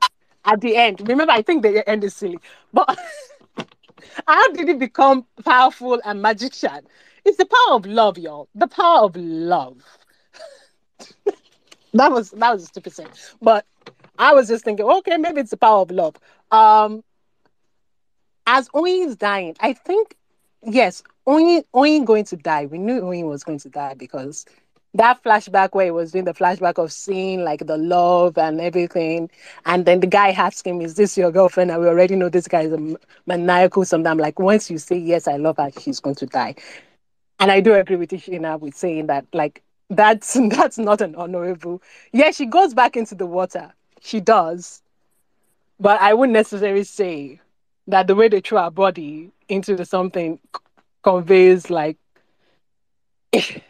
I feel like that's what they want to convey. But I feel like um whenever culture send their dead into the water, right? They wrap them, they do things. There's other kind of, like, ceremonial things that goes on before they send them into the water. But again, this situation that the story is telling us, this guy just shot him, and of course, this guy is going to just throw the body into the water anyhow. And that's something that happened in the slave ships. One of the ways to, like, lighten your load was just to throw bodies into the water. And I'm not saying we should compare this to what is happening to them, to the slave ships, because it's not the same. But yeah, phone. This is the thing. Everybody's talking about there should be a phone on ships. My brother is in the Navy. I don't know why he went to go join the Navy, but he's in the Navy. You can't call them. When you call, like, then it's just like, what connection? What connection do you get on a stowaway, on a and it's not a cruise ship. It's not a cruise ship meant to take in, like, passengers and all that stuff. No, this is like they're not going to pay for, like, connection like that. Maybe there is, like, a He got special called group. Mr. P though. Oh, he did. Yes, he did. Well, yes, he did. Yes, he did. He called Mr. P, but Wait, he wait, wait, used wait, this wait. weird, No. He called. Oh, yes, he did. weird So, walkie-talkie thing. It wasn't okay. like a normal. So why did the poor people? Oh, yeah, you're right. Let's cancel that one then. Thank you, Paul. You're right. So that didn't work. They should have been constant with that. I was like, okay. Um, that's really the copying thing. There's nothing original in this world. There's nothing original under the sun. We can copy, but you do need to copy well, and you do need to copy to the specificity of your culture and everything. But yeah, they watched a bunch of 90s movies and, like, 90s and 80s movies. And I'm so sorry. I like some of those movies because it's just about entertainment. But there's still something that even the most ridiculous entertainment something say about the human condition. no matter, it may not be very erudite for us, and I'm not saying it's erudite for me. This is not the most erudite for me, but maybe that's what the writer is trying to do. Maybe that's a way to interpret it. Maybe it's not. It's just food for thought. I'm not coming for anybody. So, Uchin, back to Okay. you. All right, I just want to push back Sorry, really can I quick, ask really a quick. question just directly? Wait, I just want to ask a direct question. To me? about Yeah. what? Okay, Uchenna wanted to say something. So. Okay. No, I just want to say that I disagree that the idea that it doesn't have to be logical. Like, I don't think it has to be logical in terms of the real world per se. Like, I keep on saying that I'm not married to realism. I don't care about realism. As I've said before, I would have been perfectly happy if at the end Abe had superpowers and killed all the Ukrainians. At least if you had given me a reason within the story why he has the superpowers. So a story doesn't have to be logical in concert with the real world, but it has to have a logical consistency within the story itself, unless it's just an abstract surrealistic art project. So I don't I mind agree. I don't mind that Igor is a psychopath, but I want to know why. I want to see some hints ahead of it, that you show me some hints that this guy has psychopathic tendencies and whatnot. It can't just come out of nowhere. You know what I mean? And then even when I talk about something like, why does he want to? Why is he so into killing and flailing people? Is there a reason? I'd like to know Because why. they killed So his and when I talk sister. about It's because it's a Yeah. Let's not rehash the bads. We've discussed that part. We've discussed that part before.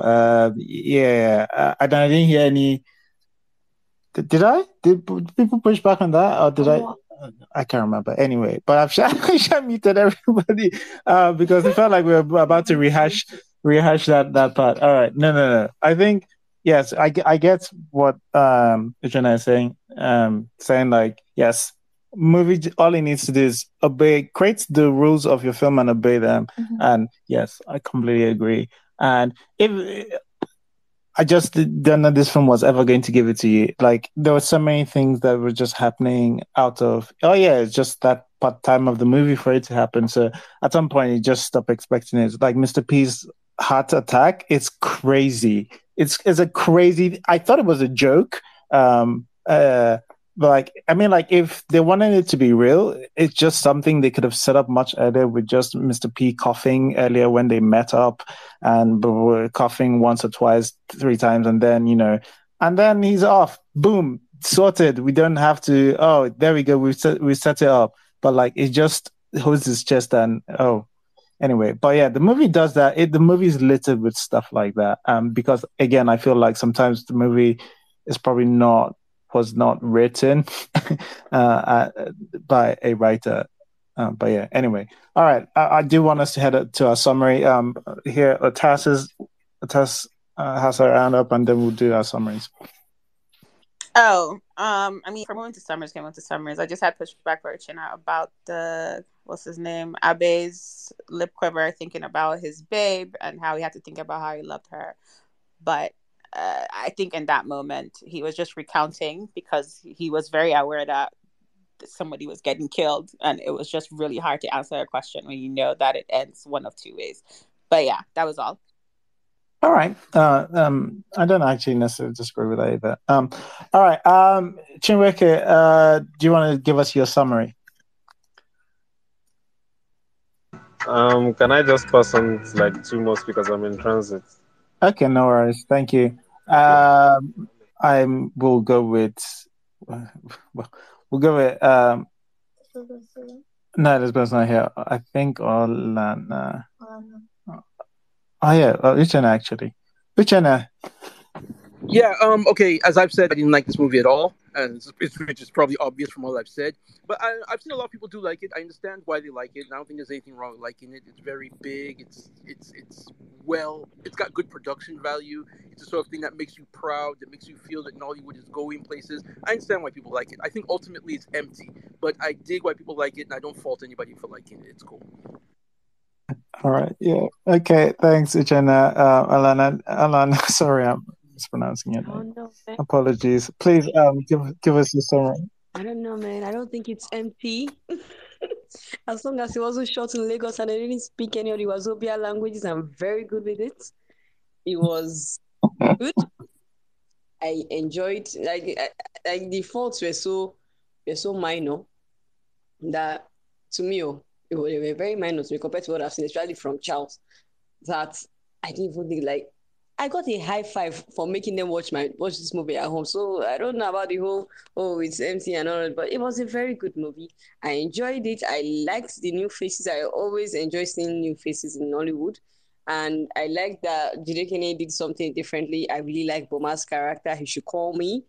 Aside that, yeah, it was a very, very good movie. So all around great movie, great time, great watch. Thank you, and I do like hearing new voices. Thanks for joining us and staying with us through to the summaries. What a legend! All right, and next, I think Nollywood Must Change. Nollywood Must Change. Are you there? Timmy, do you want to give us your summary? Sorry. Yeah. I was. So okay, my summary, right? Yes. Yes. You guys, with a lot of things you guys have said, I feel like you guys don't like this movie. You were pretending you pretended you like it at first, but I realized you guys don't like this movie, but I think I just want to like this movie because I kind of enjoyed the performances, and I didn't. I think it's one of those movies I didn't kind of sleep off. I wanted to know what's next, what's gonna happen next, and so I'll just say I would recommend it. Yeah, I would recommend it. It's okay for me. All right. Thanks. Nollywood Must Change. Timmy, do you want to give us your summary? Yeah. First of all, hi Ibrahim Suleiman. Um, I liked this film. I actually liked this film, and you people on this space have a way of just making me move from one opinion to another. But I know that when I watched this film, I liked it. I liked it. It was just there. I liked it. But now after the space, I don't know where I stand anymore.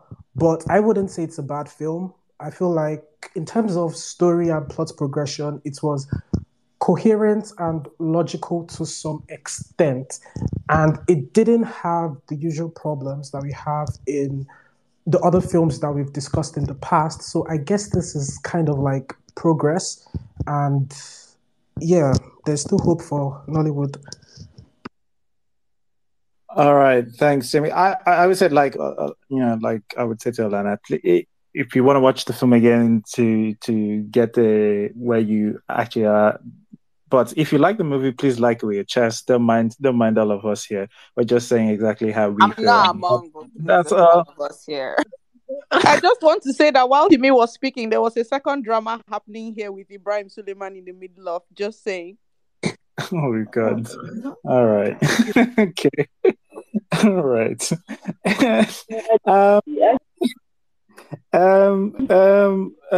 Who's next? Is it Oyinka? Please give us your summary. My summary is okay. Let me be serious. This movie is half unhinged. Wait, yeah, half unhinged and half hinged. It's grounded most of the time. We just have like the trendy psychopathic villain out of nowhere. It was nice. And a random python that got you around your neck and neck. But it's still grounded enough and like it's still very competent. It's still very entertaining. You're going to enjoy the you not everybody because people have different opinions. And as I always say, the movie is okay. Give it 30 minutes. If you don't like the movie, change it. There's a lot of movies in this world. Just lot. Incredibly amount. Change it to something. On a Sunday night, you want to relax. The main thing for a movie is to entertain you, for you to enjoy or connect to it in some way. If this one is not doing it for you, that's okay. Switch it. It's an okay movie. I think most people will be okay with it. That's it. I'm not going to tell you whether to watch it or not. That's your decision. All right. Thanks, Oyinka. And I think Pearl? Yes, me. Okay, well, I'll just say that I neither enjoyed nor not enjoyed this movie. I was just kind of there. But the second time around was somehow better. I think once I knew how everything was going to play out and my expectations were wherever they were, I was probably able to relax a bit more and look at the smaller, finer details, because the second time around, I'm making a concerted effort to look for the good. So I guess I'm in that place where I can see why I might not like it as much as I could have because of all the things that were not done well. But I can also appreciate when somebody says I liked it, and I would not argue with them because I can see why. So that's kind of where I am. I did not know the thematic focus of this movie. It wasn't an immigration story per se, because those people pretty much stumbled on a ship. It wasn't a decision that was made with weighing the pros and cons and deciding out of that desperation to go ahead anyway, which is why we root for those kinds of stories. It wasn't a Niger Delta crisis story. That was just the backdrop. So, it wasn't exactly crime either. It wasn't exactly horror. It wasn't exactly corruption.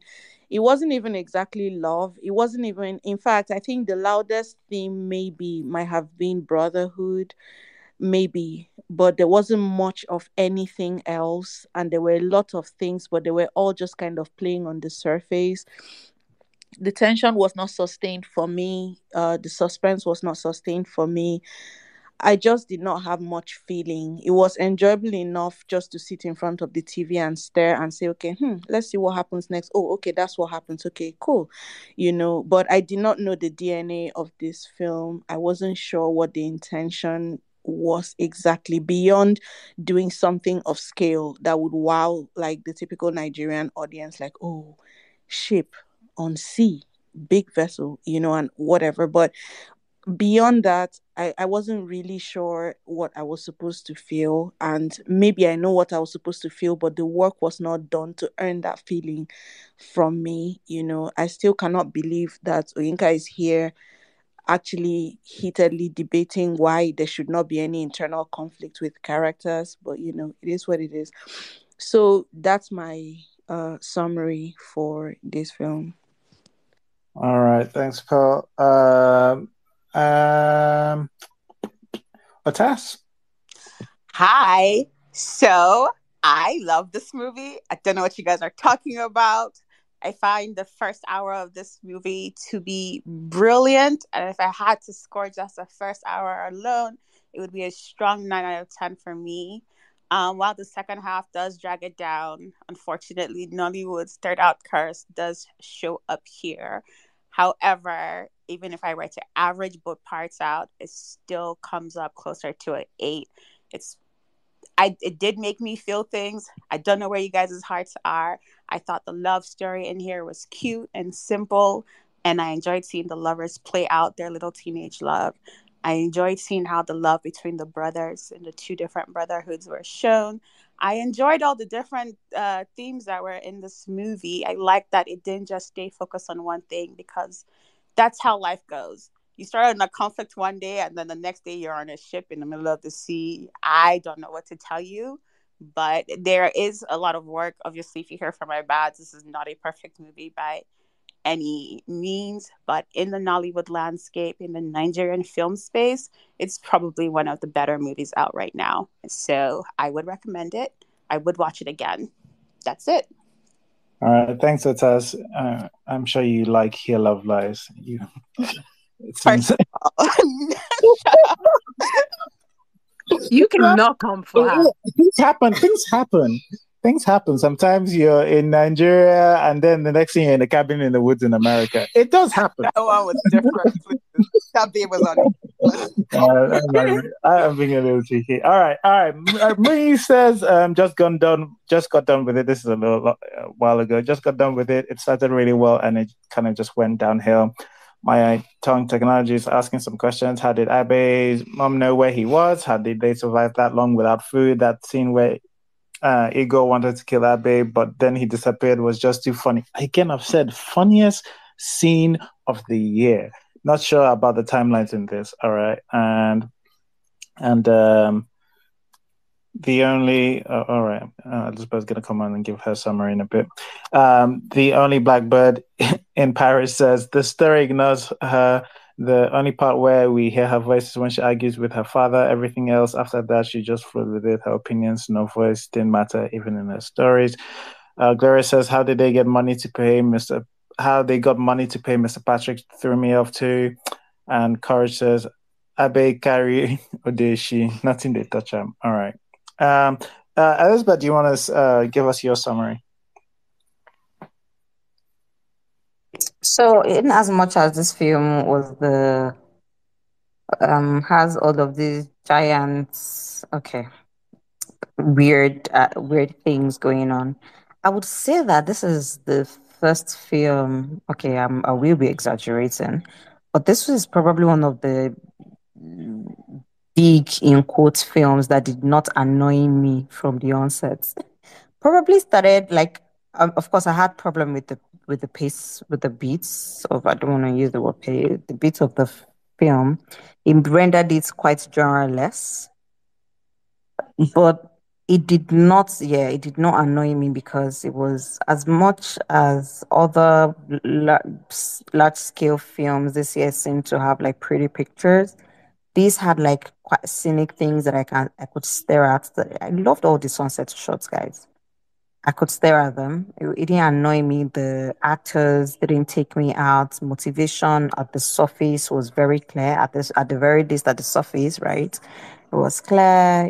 People were showing up. So this is the first big budget. I'm assuming because it's play. I did not want me to go and off myself. But it's actually quite weird. A lot of the decisions that the director took. I think I would say that it's a better film than his last outing that we watched and discussed in this club. Summary: it's not. It's at the surface. It's fine. It's okay. If you unravel it, it just falls apart like a pack of cards. Yeah. And with the old time, place, things being, apart from place, actually, every other thing was just a concept here. It's an abstract, just existing for absolutely no reason. So it's not bad. It's a good outing for all of the actors. I'm quite proud of the new faces, even Judekine himself. I won't lie, because I'm not a big fan of him, but I was quite okay here. I'm okay also that all the big guys took a bastard back, they didn't show. Then I'm actually also grateful that we had white people that can pretend to act. That's not exactly, our biggest whatever in Nollywood. We're actually not good at that, but this is okay. So this is not altogether bad. It is just altogether questionable, but still okay. That's it for me. Thanks, Elizabeth. Mrs. C? So I wanted to like this because I wanted to like this for, and again I did give it props for not using one of the big three languages, backdrops, ethnicities, location, and I recommended it to my mom because my mom's a Joe. I'm like, hey, you might like this, and I recommended this like 5 minutes in, by the way, and my mom messages me like a couple hours later going, I did not like that. So I don't know who has, someone got thumbs up at home for recommending it. I got a thumbs down at home for recommending it.